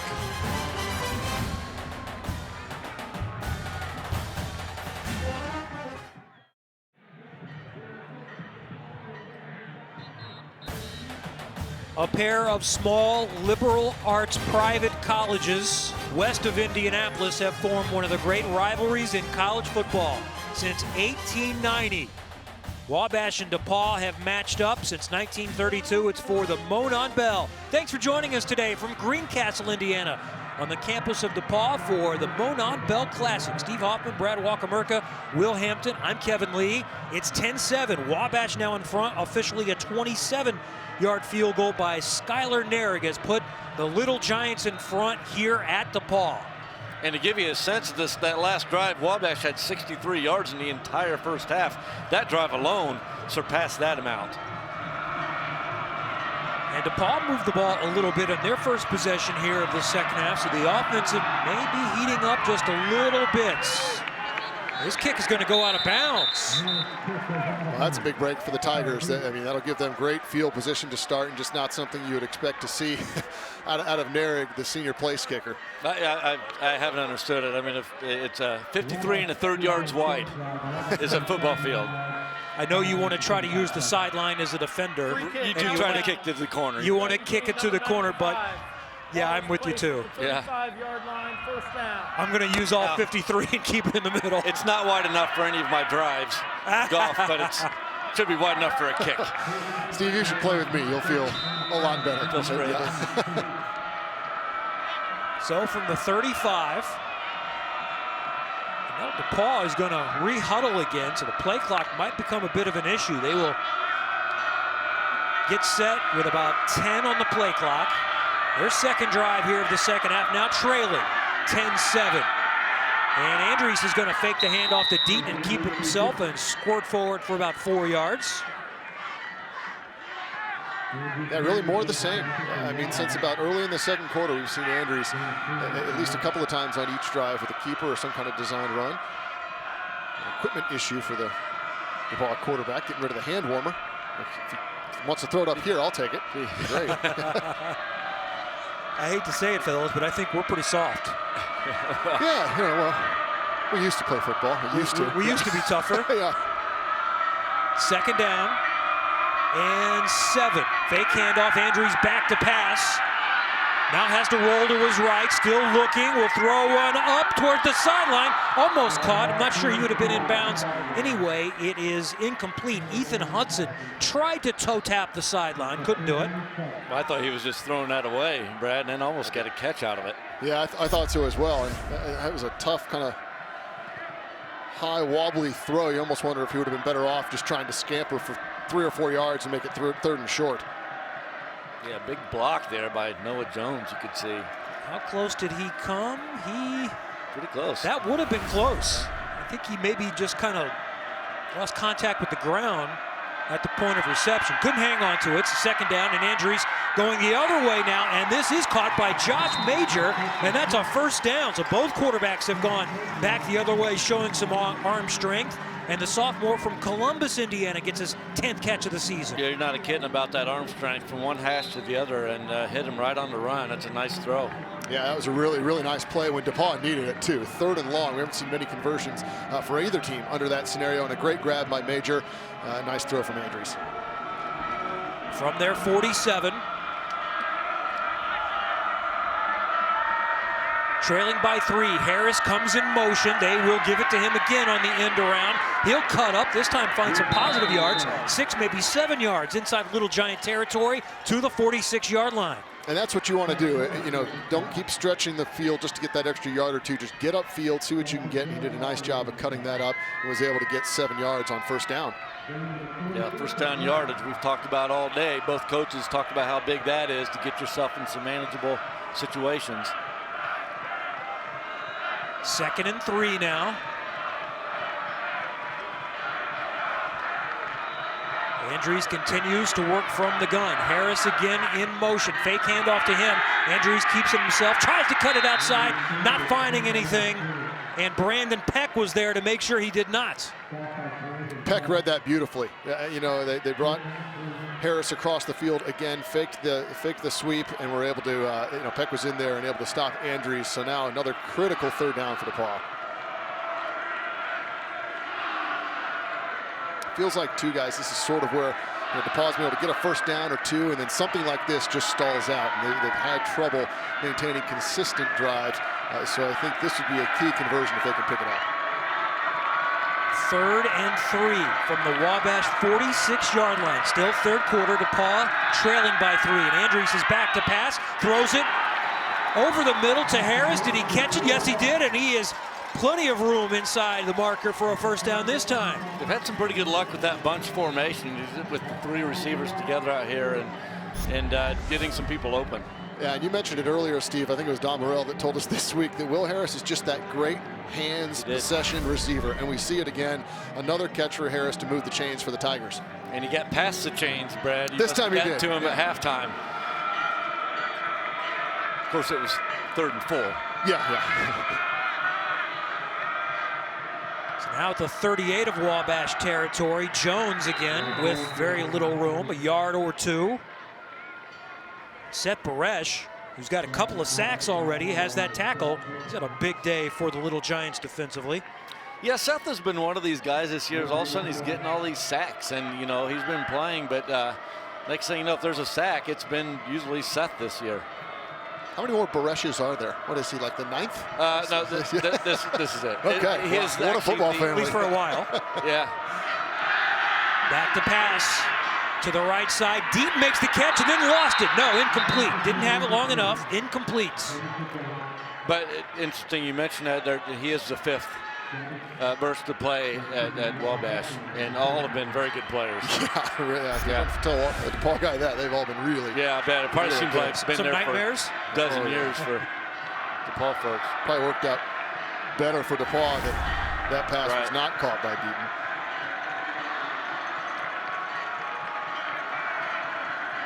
So we're looking at a 3rd and 10 coming up. So another big play for both teams here. DePaul has moved the ball well, but Wabash can still get their mission accomplished at this point. Could be 4-down territory from where they're at, and here comes the rush. Andrews steps up over the middle, caught by Harris for the first down. Andrews steps up, calmly throws a strike right over the middle, and the senior Will Harris makes the catch at the 25-yard line for a DePaul first down. There he is again, Mr. Reliable on 3rd down, great hands. Again, the route perfectly run, just past the sticks. Made a nice play, and good job by Andrews to avoid. Look at that pressure right there. Great throw and catch for a big first down. What it looked like, I think it was David Marsh coming up the middle. It was unblocked. Absolutely. He just stepped to the side and got away from him. And time will expire in the 3rd quarter, so we'll swap ends and play for 15 minutes. 3 points separating Wabash and DePaul. The Little Giants are in front on the road. Stay with us from Greencastle on Fox Sports Indiana.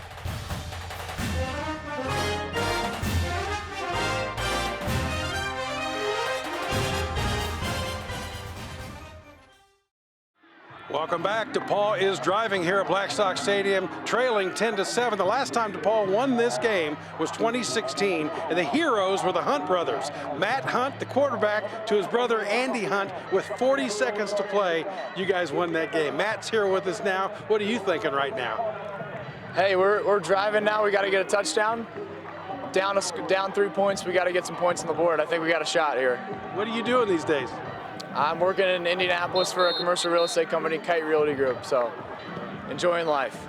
Matt Hunt to his brother Andy Hunt. That was a pretty memorable day back in 2016, wasn't it? Yes, it was awesome. You know, looking back at it right now, you really realize how special it is. But at the moment, you know, you kind of, as a young sophomore, you don't realize how big it was until you're looking back now. So it's obviously a special moment for both of us, and remember it for the rest of our lives. We'll see what happens. Guys, back to you. That's a pretty special memory. Oh, what a game that was in 16, 37-34, back and forth. And here's Noah Jones getting around the right side for big yardage and a first down for the Tigers, down near the 10-yard line.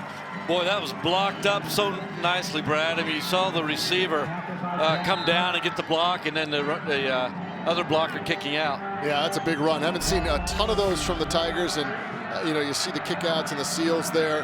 Nice job by Jones then to cut it up. And just back to the Hunt brothers real quick. I mean, what an amazing memory that was. I mean, that snapped a long losing streak in this game for DePaul. You know, and not many of the games were close either. And that was a classic a few years ago in Crawfordsville. And Andy had a big game last year, and I think he led them in receptions the last 4 years. To this year, DePaul with a chance to go in front to the end zone. Hudson off his left hand. Incomplete. And Hudson, speaking of Andy Hunt, you know, Don Morello earlier this week called Hudson kind of the new Andy Hunt. Said he's a big play guy for DePaul. Hasn't been involved too much here, but you can see that he has that potential as they try to throw it to him in the end zone and just out of his reach. And Andrews throwing it right where it needed to be. He wasn't going to get intercepted. Hudson is their leading receiver this year, 32 catches coming in. Chase Andrews, 13 of 19 for 135 on the day. Will Harris has 7 catches for 70 yards. Guys, the other thing that's good to see, and I just picked up on it, was number 30, Pat Kelly, back in the game after that injury in the first half. It is great to see. Cam Haynes is in the game as one of the big wide receivers to the left. It's a handoff instead to the left side, and it's Jones getting a yard or two to the 11. 3rd down coming. They need the 3. So 3rd and 8. Now, we mentioned earlier that the kicking game woes for DePaul. And, you know, when you see Jones start running back there, every yard is precious right here. So a nice job of cutting it back up to get a couple, but this is a really, really big play. I mean, if you're DePaul, you really want nothing but 7 here. They have only 2 field goals on the season. So it could be 2-play situation here on 3rd and 8. Harris is back in the game. He's in the slot to the left, one of 4 receivers. Jones to the left of Andrews. Back to pass to the end zone and a cross up. Harris got crossed up or tangled up. It's incomplete, and it's 4th down. And the kicking unit is coming on. I think Harris wanted a flag. I think he was more upset about the defensive coverage. I'm not going to get one there. It looked like, you know, that ball was well overthrown based on the route that he ran, and now a huge opportunity for DePaul to tie it up. It's going to be Jack Brush who has not tried a field goal this season, but is 7 of 9 on PATs, including one today. This will be a 28-yard attempt to try to tie the game. Snap down, kick up, it looks perfect, is it? It is good. And we are tied in the Monon Bell Classic early in the fourth quarter. First field goal of his collegiate career for Jack Brush. And it comes in the biggest moment in the Monon Bell Classic. And we are still even in Greencastle.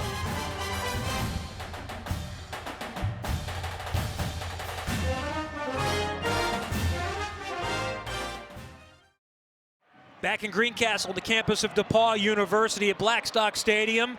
Fourth quarter, Monon Bell Classic. It is even at 10 apiece, all you can ask for.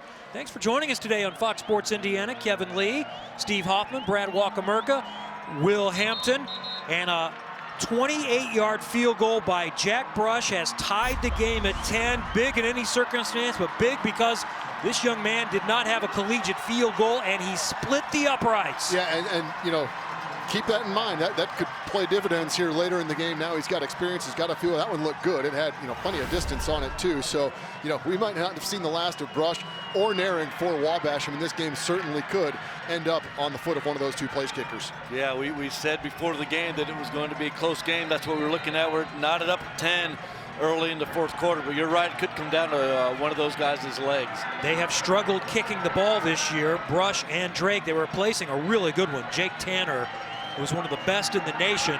It's been a work in progress, and that progress is moving along nicely today. Avant will use the fair catch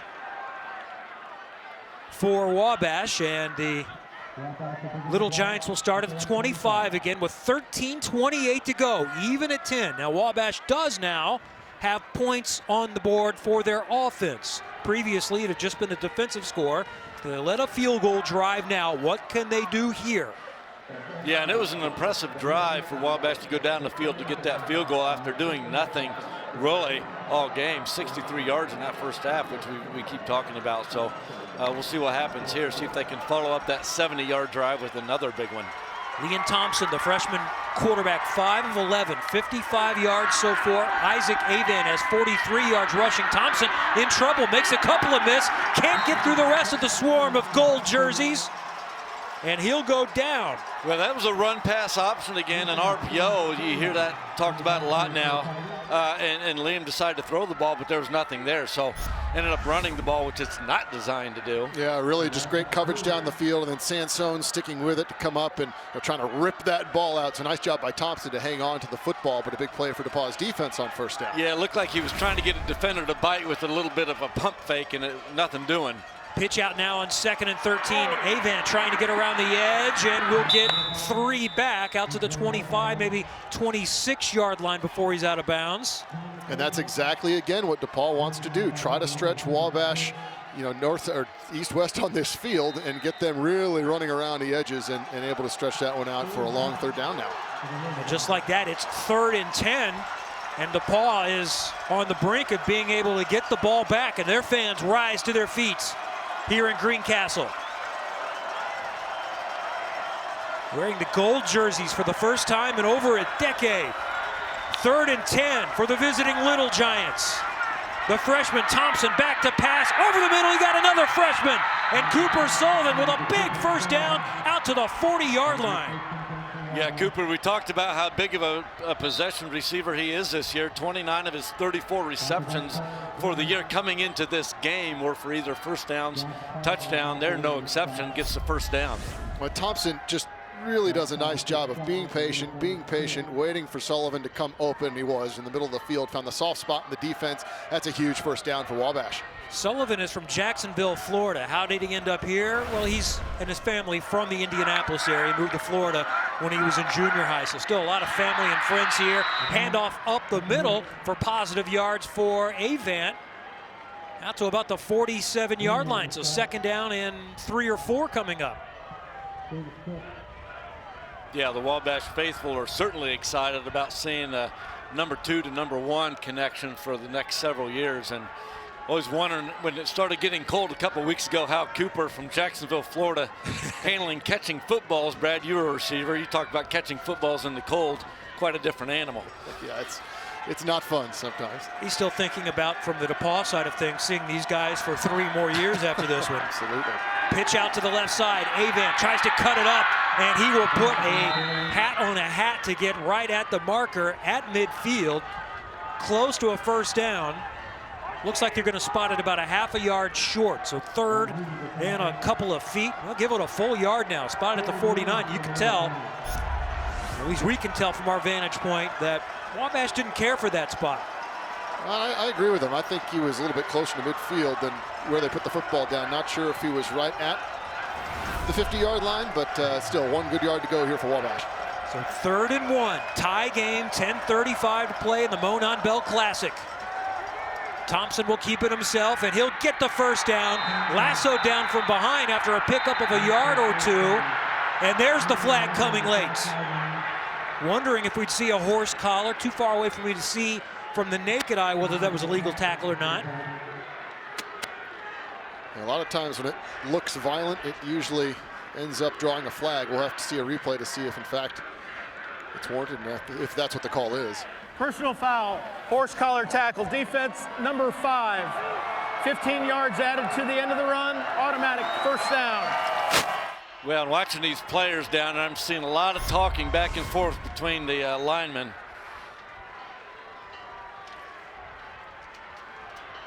By the letter of the law, that's it. It's so tough for the defender, though. You're just trying to grasp anything you can get, and that's a bit of a gray area. He's just getting the back of the jersey there. Yeah, I think when he first put his hand on the back there, he had just enough to probably warrant the call, but that is a really tough one. Yeah, anytime you pull them backwards, they added that, it's a safety foul to pull somebody backwards, and to take them down that way, it's going to be a foul. So first down, fake handoff. Thompson rolling to the right, throwing to the right. It's the tight end Martinez with the catch for about 4 or 5 yards to the 30. Ivan's been a big possession receiver from the tight end position this year. We have not seen him yet. I think that's his first catch today. It's the first time I think he's even been targeted today. He had a big touchdown pass last year on that throwback late in the game that kind of put the game, didn't put it out of hand, but gave Wabash a 2-score lead to throw back to him in the end zone. Last year, Wabash jumped out early. A big play in the opening moments, then a defensive play. And then DePaul fought back, and it was a 1-score game late. Here it's been tight all day long. Avant left side into the open field, down to the 20-yard line for another Wabash first down. Yeah, it's really remarkable how the Wabash offense has come out this second half as compared to the first half. And Coach Morrell said he needed to get that taken care of. You talked about last year's defensive score last year for Wabash. Brad and I were talking about in each of the last 2 Monon Bell games, Wabash has had a fumble return for a touchdown. Last year was a 54-yarder. DePaul would love one of those right now. Yeah. It'd be great for, yeah. They could turn the tables, but yeah, this is a big possession now in the red zone for the Little Giants. At the DePaul 20-yard line. Tie game in the Monon Bell Classic. Thompson going to his left, and he's going to be hauled down. And that is the young man who was just called for the horse collar penalty a moment ago, Josh Pottebaum, a junior from Missouri, making that big play. Yeah, Pottebaum with a bit of redemption here after the horse collar, and this time you could see very careful to make sure he goes with the bear hug approach as opposed to the horse collar. So a loss of 3, 2nd and 13 now.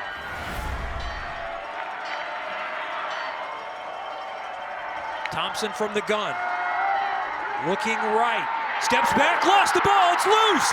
It's picked up by DePaul, and the Tigers have it. Dylan Hyatt picks up the fumble.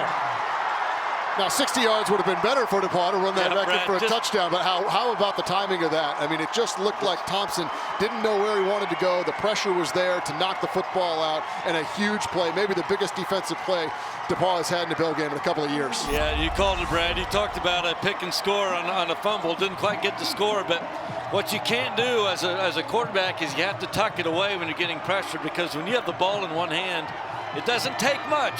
Look, you get a little hand there by 28, and the ball's gone. Henry Locke forced it. And Dylan Hyatt, who has 4 career interceptions, might have had the biggest turnover of his career there with the fumble recovery.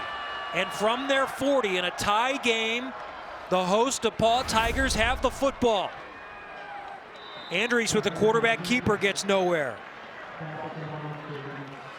Yeah, so now if you're DePaul, you got to move the football, right? And so you look at Chase Andrews there on the keeper. I think that's the 3rd or 4th drive in a row. It seems like that DePaul has come out and run that play, trying to get something, but nothing doing there.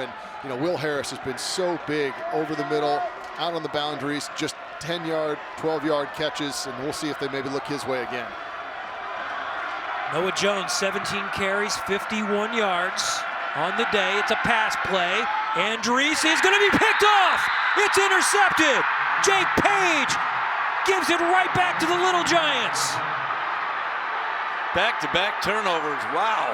We had just talked about it's been an odd game, but the only turnover we had was a scoop and score from Wabash early, and now we get back-to-back in 2 different plays. 2 plays apart, I should say. Yeah, Anderson looking for the tight end, West on that play, Duncan West, and just no one really was that open. I mean, no, we had turned to cut, but the defender right in front of him. Yeah, he had 2 outs. You had the tight end running out and the outside receiver running it out. I think he thought Jake Page might go try to get outside underneath the outside receiver, and Jake didn't move. Yeah, I agree. Duncan West was there, and then the 3rd defender comes in. It's the 1st interception of the year for Jake Page, 5th career. And Wabash has it back inside DePaul territory. Avan puts it on the turf. I think Wabash covered it. No, it's still loose. Wabash does have it. Wow. One of the offensive linemen fell on it for a big loss. It was Jake Slager. Great job by him to be able to get down and pick that ball up with 2 gold jerseys bearing down on him. We just said not many turnovers, and then the Monon Bell game broke out. Oh, boy. Wow. Slager is who fell on it. Center from Lowell, Indiana. One of the co-captains. And we have an injury timeout down on the field, and that's Cooper Sullivan, the outstanding freshman wide receiver. So he is slow to get up. We'll check on him, and we'll get back at it in a tied Monon Bell Classic from Greencastle.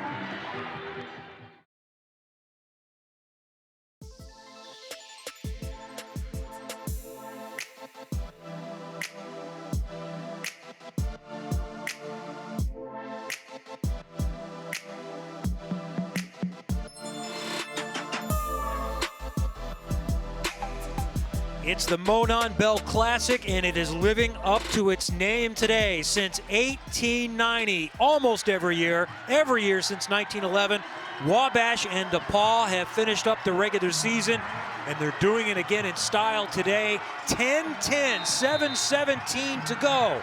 Kevin Lee, Steve Hoffman, Brad Wakamerka, Will Hampton. It's been tough taking care of the football here in the last few possessions.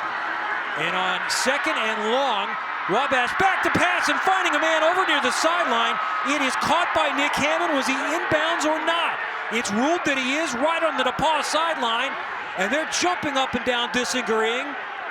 It would be just short of a first down. It's called a catch. I'll tell you, with the way they're reacting, I'd be curious to see what we see on the sideline, because Bill Lynch is livid. Well, this is just a huge play. It was 2nd and 19. Right. Now it's going to be 3rd and 3. You only need 1 foot. And did he have control when he came down? There's 1 foot down. Wasn't it? I think it might be a good catch.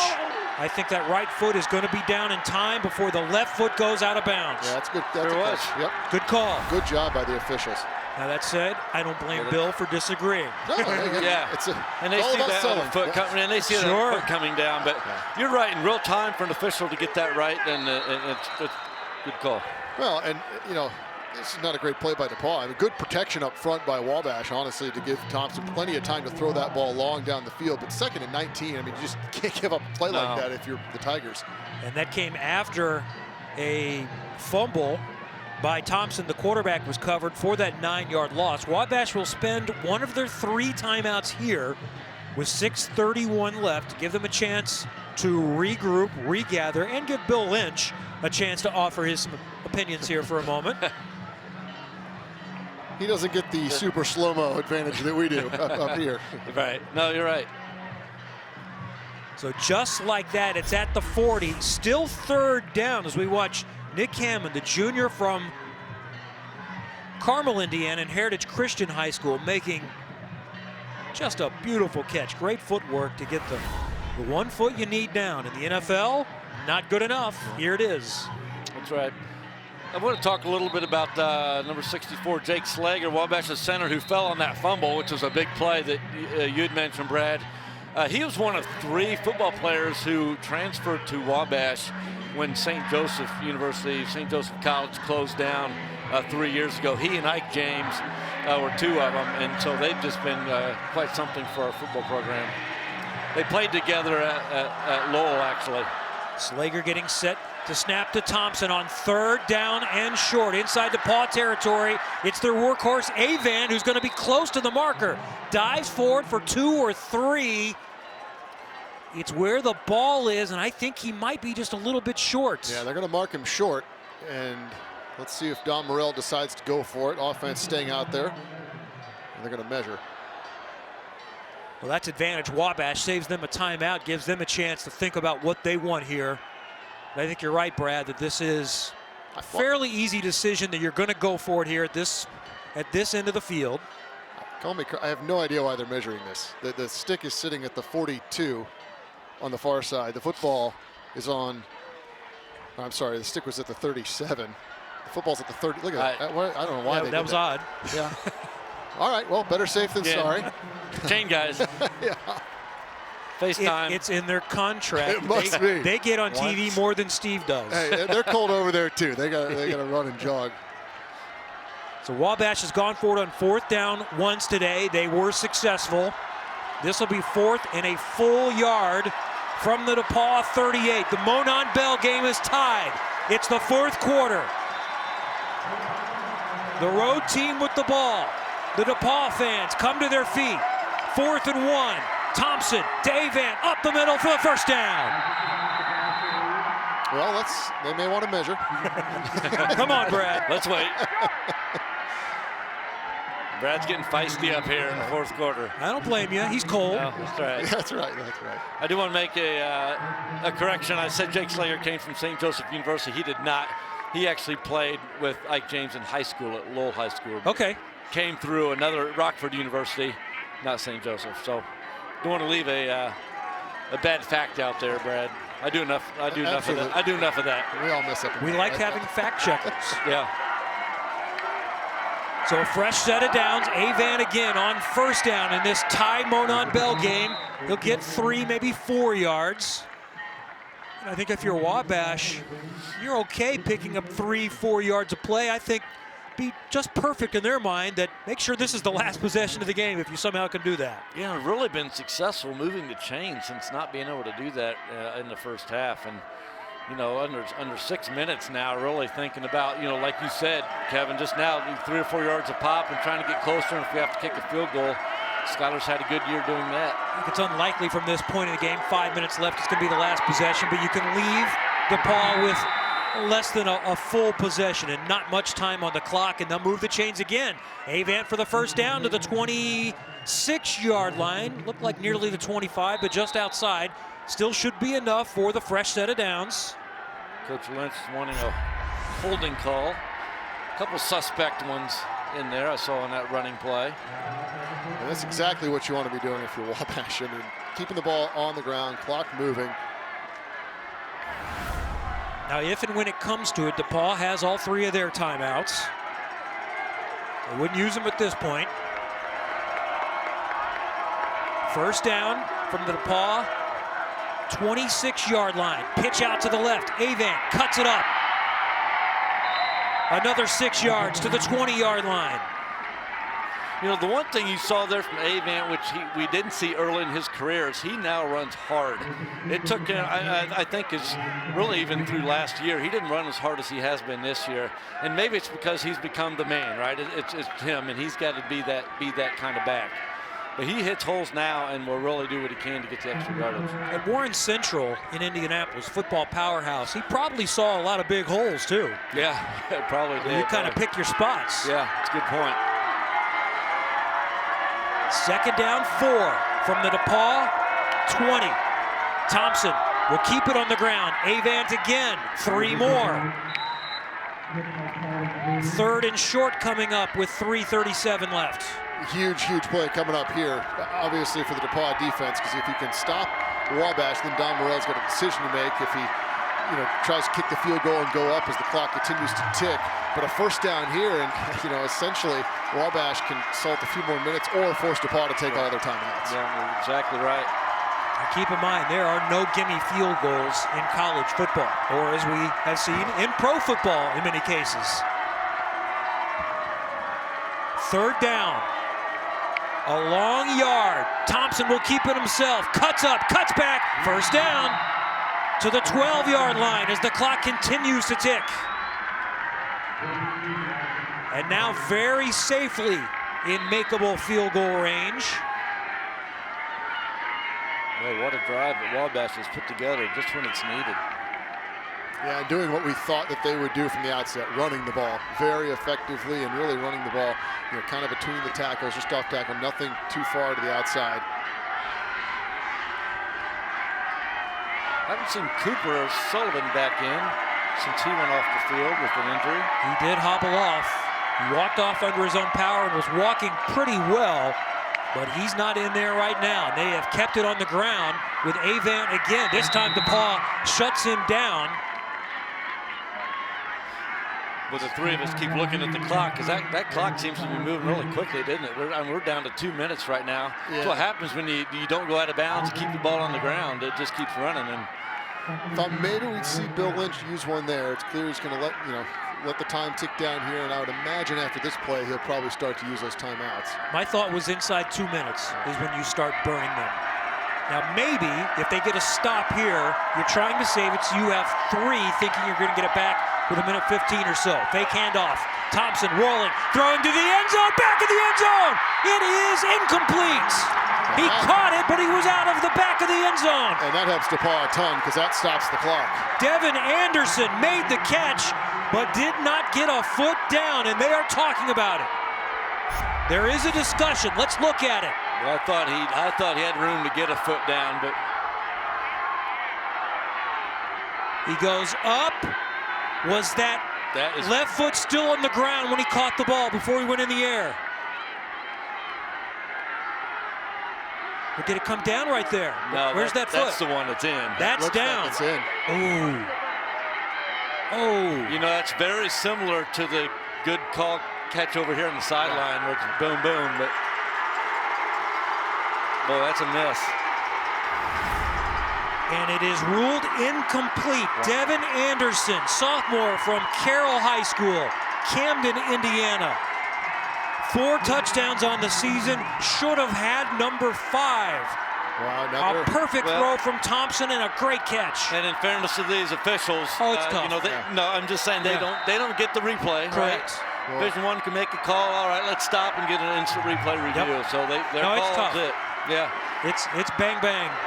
And again, the clock stopping huge for DePaul at this point. So now 3rd and 10. And it's Avant again. They'll keep it on the ground and set up the field goal. So DePaul does get the stop in field goal range. Timeout with a minute 35 to go. Yeah, I think they're just going to put a few more seconds back on, I guess. Yeah. So just a brutal call for Wabash, that touchdown pass being called incorrectly. And there's those, I think, on the DePaul side that would harken back to 2 years ago on the 2-point conversion that Don Morell went for in this very same end zone. Very similar play. Replay showed that may have been a half yard short upon review, but a bang call that the officials were unable to see in real time. So something about this end zone close in bell games the last few years.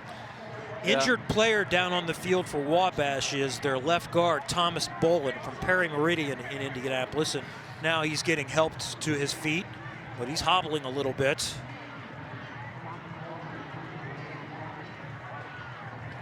So it's 4th down and 11. A minute 40 on the clock. DePaul called the timeout. They have 2 remaining. If it comes into play, Wabash has 2 if they want it. The game is tied at 10. Skylar Narig has already hit a field goal in the day. He's 9 of 14 this season. He's got a big leg. He's tried as long as a 53-yard field goal this season. He has a couple of field goals outside of 40 yards. And this one could go a long way towards winning the Monon Bell. It will be a 30-yarder from the left hash. Zach McCann is the holder. Drew Buttram, the long snapper.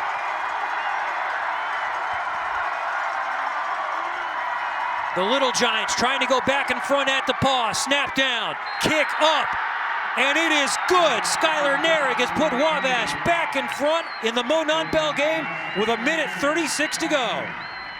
From having to pick up trash in the stands 2 years ago to getting the game-leading kick with 1.5 minutes to go. So Wabash back in front with their second field goal of the day to go along with a defensive touchdown. But DePauw is going to get another chance. Can they pull it out in what might be another classic in the Monon Bell? 13-10, Wabash in front, 1:36 remaining in Greencastle.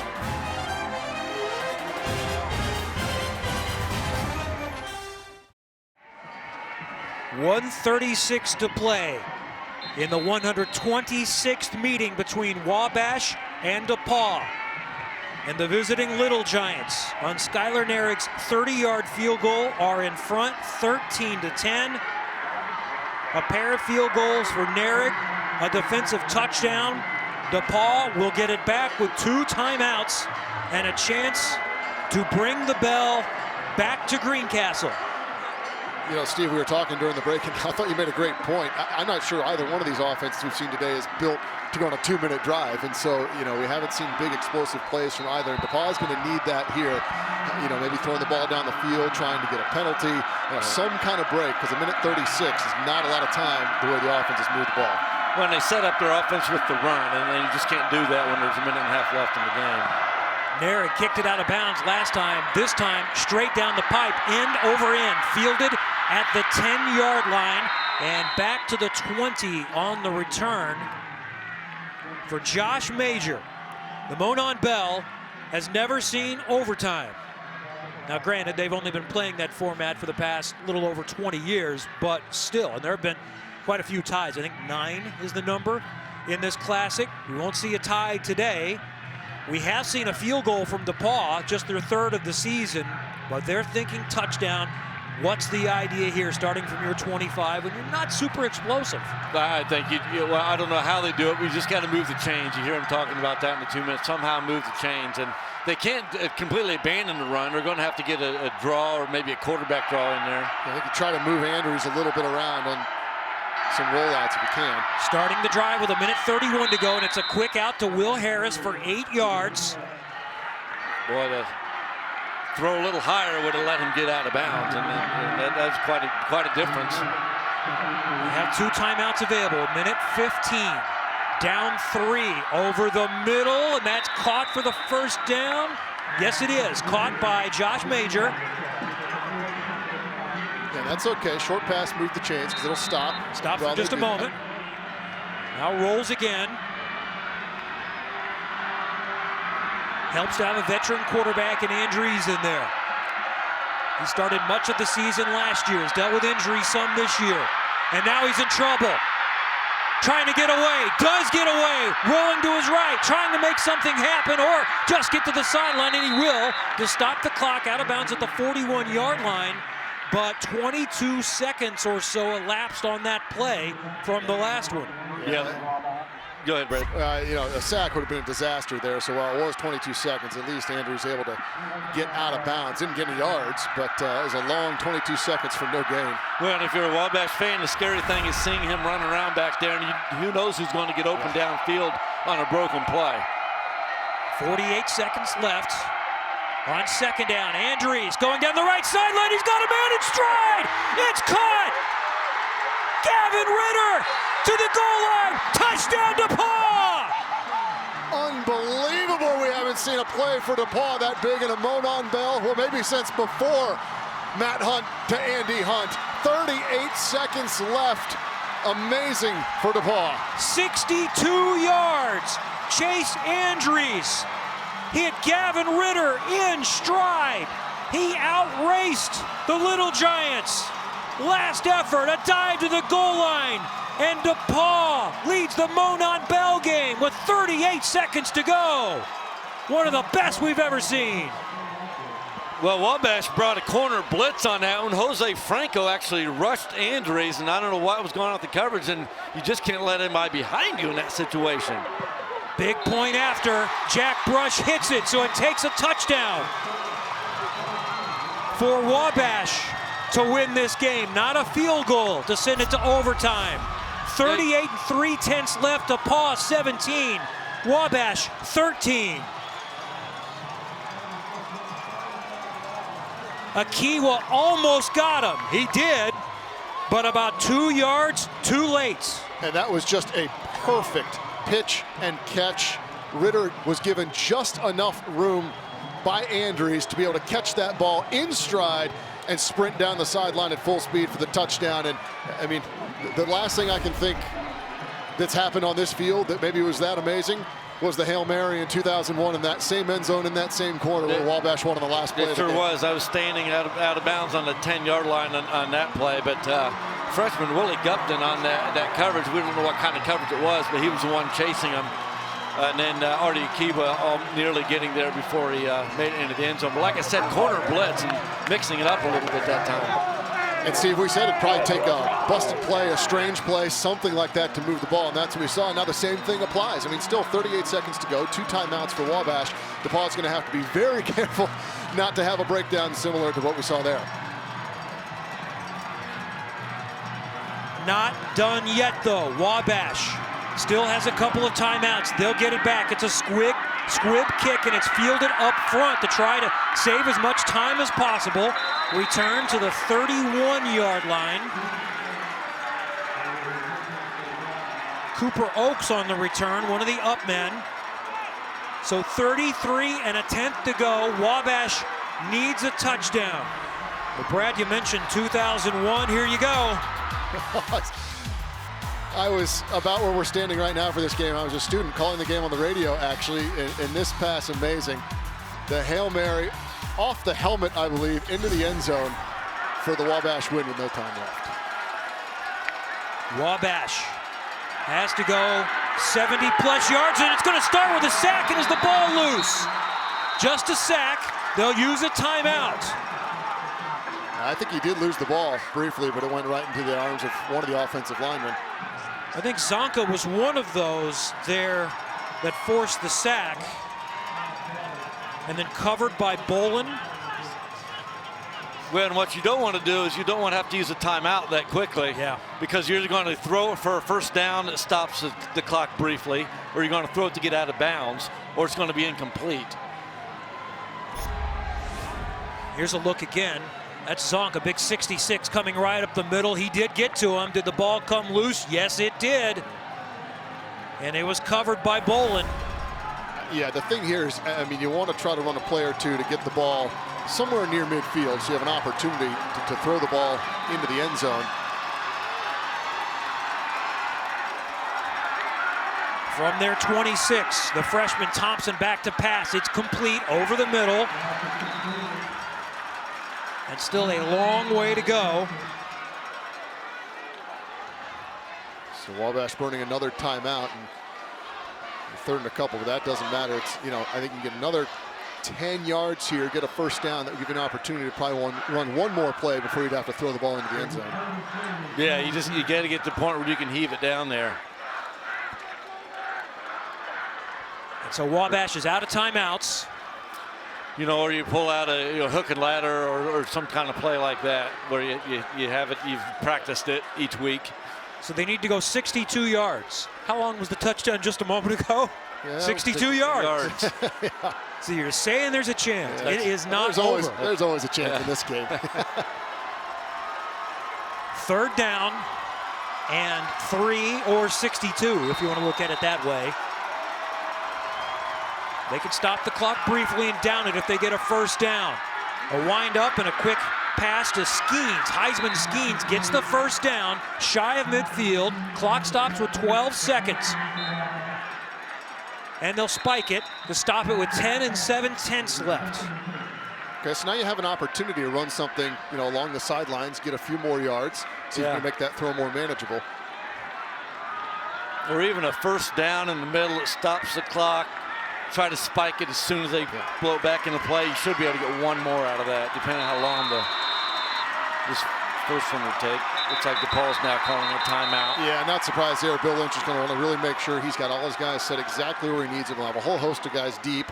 You protect the boundaries a little bit in this case, because there's a chance where, something called over the middle of the field could run the clock out or get very, very close, depending on how long someone runs around. By the way, we still haven't seen Cooper Sullivan come back in the game. That's a good point. And that was Reese Thomas a moment ago, a freshman wide receiver not listed anywhere on the depth chart. They caught a pass, and he was in there just a moment ago. So they've had to dig a little bit deeper, obviously going 4 wide at this point, and with one of their regulars not available. See the DePaul students on the south end zone ready to do what they need to do. I don't know where the bell is. I don't know. Usually it gets moved to an end zone at this point in the game. Yeah, that's what I thought. So second down and 10. 10 and 7/10 left. No timeouts for Wabash. Trailing by 4 towards the sideline. Bobbled. Was it caught? Out of bounds. It was caught by Anderson. And that stops the clock with 5 seconds left, and they're within a range where they can heave it to the end zone now from the 35. And DePaul is going to use their last timeout of the game. Let's see if he had this one. Got both feet down. We won't be able to see there if he was bobbling the ball or not, but clearly not just 1, but 2 feet in bounds. It's a nice play. Not a lot of room for error there. I mean, that ball's 1 yard to the left. It's intercepted. And after Wabash had a touchdown taken away a moment ago, no one's going to complain too much whether he had control of the ball at this point. Yeah. And being on the 35, it's a little bit, and you get a little bit more. You get more options than just a Hail Mary. You could almost throw something a little bit underneath everybody if you wanted to and let somebody run a little bit. But either way, you got one play. Yeah, you do whatever you want to do. No, you're right, Steve. That's an option where maybe you clear the middle of the field, you try to run something, maybe a lateral or two, or even we've seen teams start to move to this where. You throw something in the middle of the field with a few blockers downfield and almost turn it into a punt return or a kick return and see if you can have some success with that. Or some kind of, just even a hook and lateral, think of something there. We've covered the gamut there with what we think we could do. Which means we don't know. We're going to watch. I think we can mention everything but a quarterback sneak. And maybe a draw. Should be the last play of the game to decide the 126th Monon Bell Classic. Wabash needs a touchdown. Thompson in trouble. He's going down. Ball still live. No, they call him down. That's it. DePaul will keep the bell in Greencastle. Wabash had it the last 2 years. It will stay with the host Tigers. The final, DePaul 17. Wabash 13. Just an incredible finish to this game. This is one, like many in this series, that people are going to talk about for a long, long time for a variety of reasons. The touchdown that wasn't, the amazing long touchdown play at the end for DePaul. Wabash with a nice drive there at the end to give themselves an opportunity, and Thompson just couldn't buy enough time to throw the ball downfield. And DePaul, for just the second time in 10 years, keeping the Monon Bell, or bringing the Monon Bell back to Greencastle. And both of those wins have come in spectacular fashion. We referenced it earlier, the Matt Hunt to Andy Hutt touchdown late in that game. And here today it was a 62-yard third down pass from Chase Andrews to Gavin Ritter to win the Monon Bell. It came with 38 seconds to play.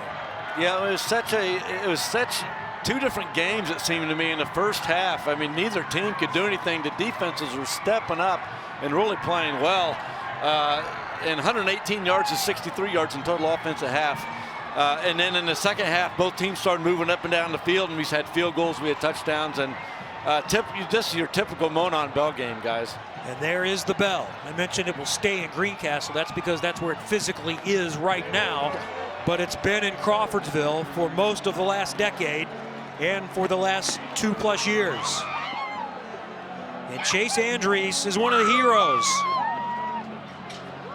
This is just, 4 years in a row with really, really good games that I think encompass everything this rivalry is about. Good back and forth, the 2-2 split in the last 4 years, and this one will be one that's remembered for a long, long time. I mean, wouldn't surprise me if we see DePaul in these gold jerseys a little more often after this one. So how about this? Cumulative scores of the last 4 years separated by 1 point. Wow. For Wabash. It was +5, if you wanted to look at it from that perspective, for Wabash coming in.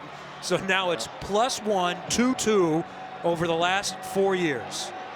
Just incredible. Shows how close this rivalry is, and these two programs, how similar they are in terms of the success, the type of football that they play. And I think, Steve, the one thing for Wabash that you take away from this game is there is one more game, and maybe more after that. The season's not over. The playoffs start next week for Wabash, who clinched a share of the conference championship and the playoff berth. So, it'll be tough for the Little Giants today, probably tomorrow, but they've got a game week, and it's something they can look forward to next week. Yeah, it's a strange time to go back on the field. To right now think you're going to still be playing, because we have been around this rivalry so long, Brad, that this is it, right? The game's over and the season's done, especially when you're on the losing side. Typically, if someone going to playoffs has just won this game, and it's quite different. So, we'll see how Wabash and the coaches can respond going into next week. Chase Andrews is down there somewhere in that throng of old gold and black jerseys, and what a day he had today.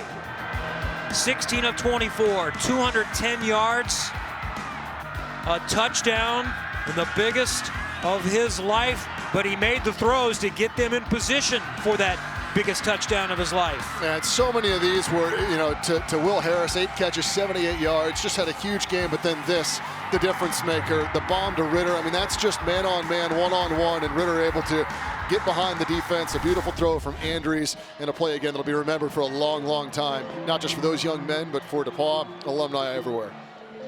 And really, the only miscue he had when we saw him throwing the ball was that interception to Jake Page. Other than that, 16-24, that's a good day, and just really ran the offense as Coach Lynch would like him to run it.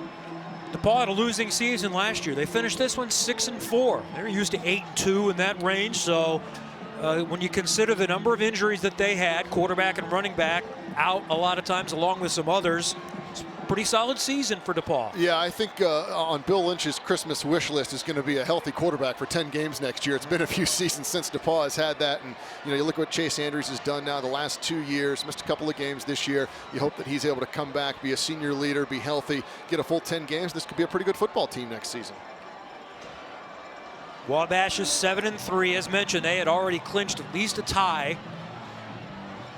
of the NCAC Conference Championship, and they had the automatic berth to the postseason, so they'll find out tomorrow where they will go next in the playoffs. Well, this was a lot of fun. You can't get any better than this, especially from your point, Brad, so we'll let you go first.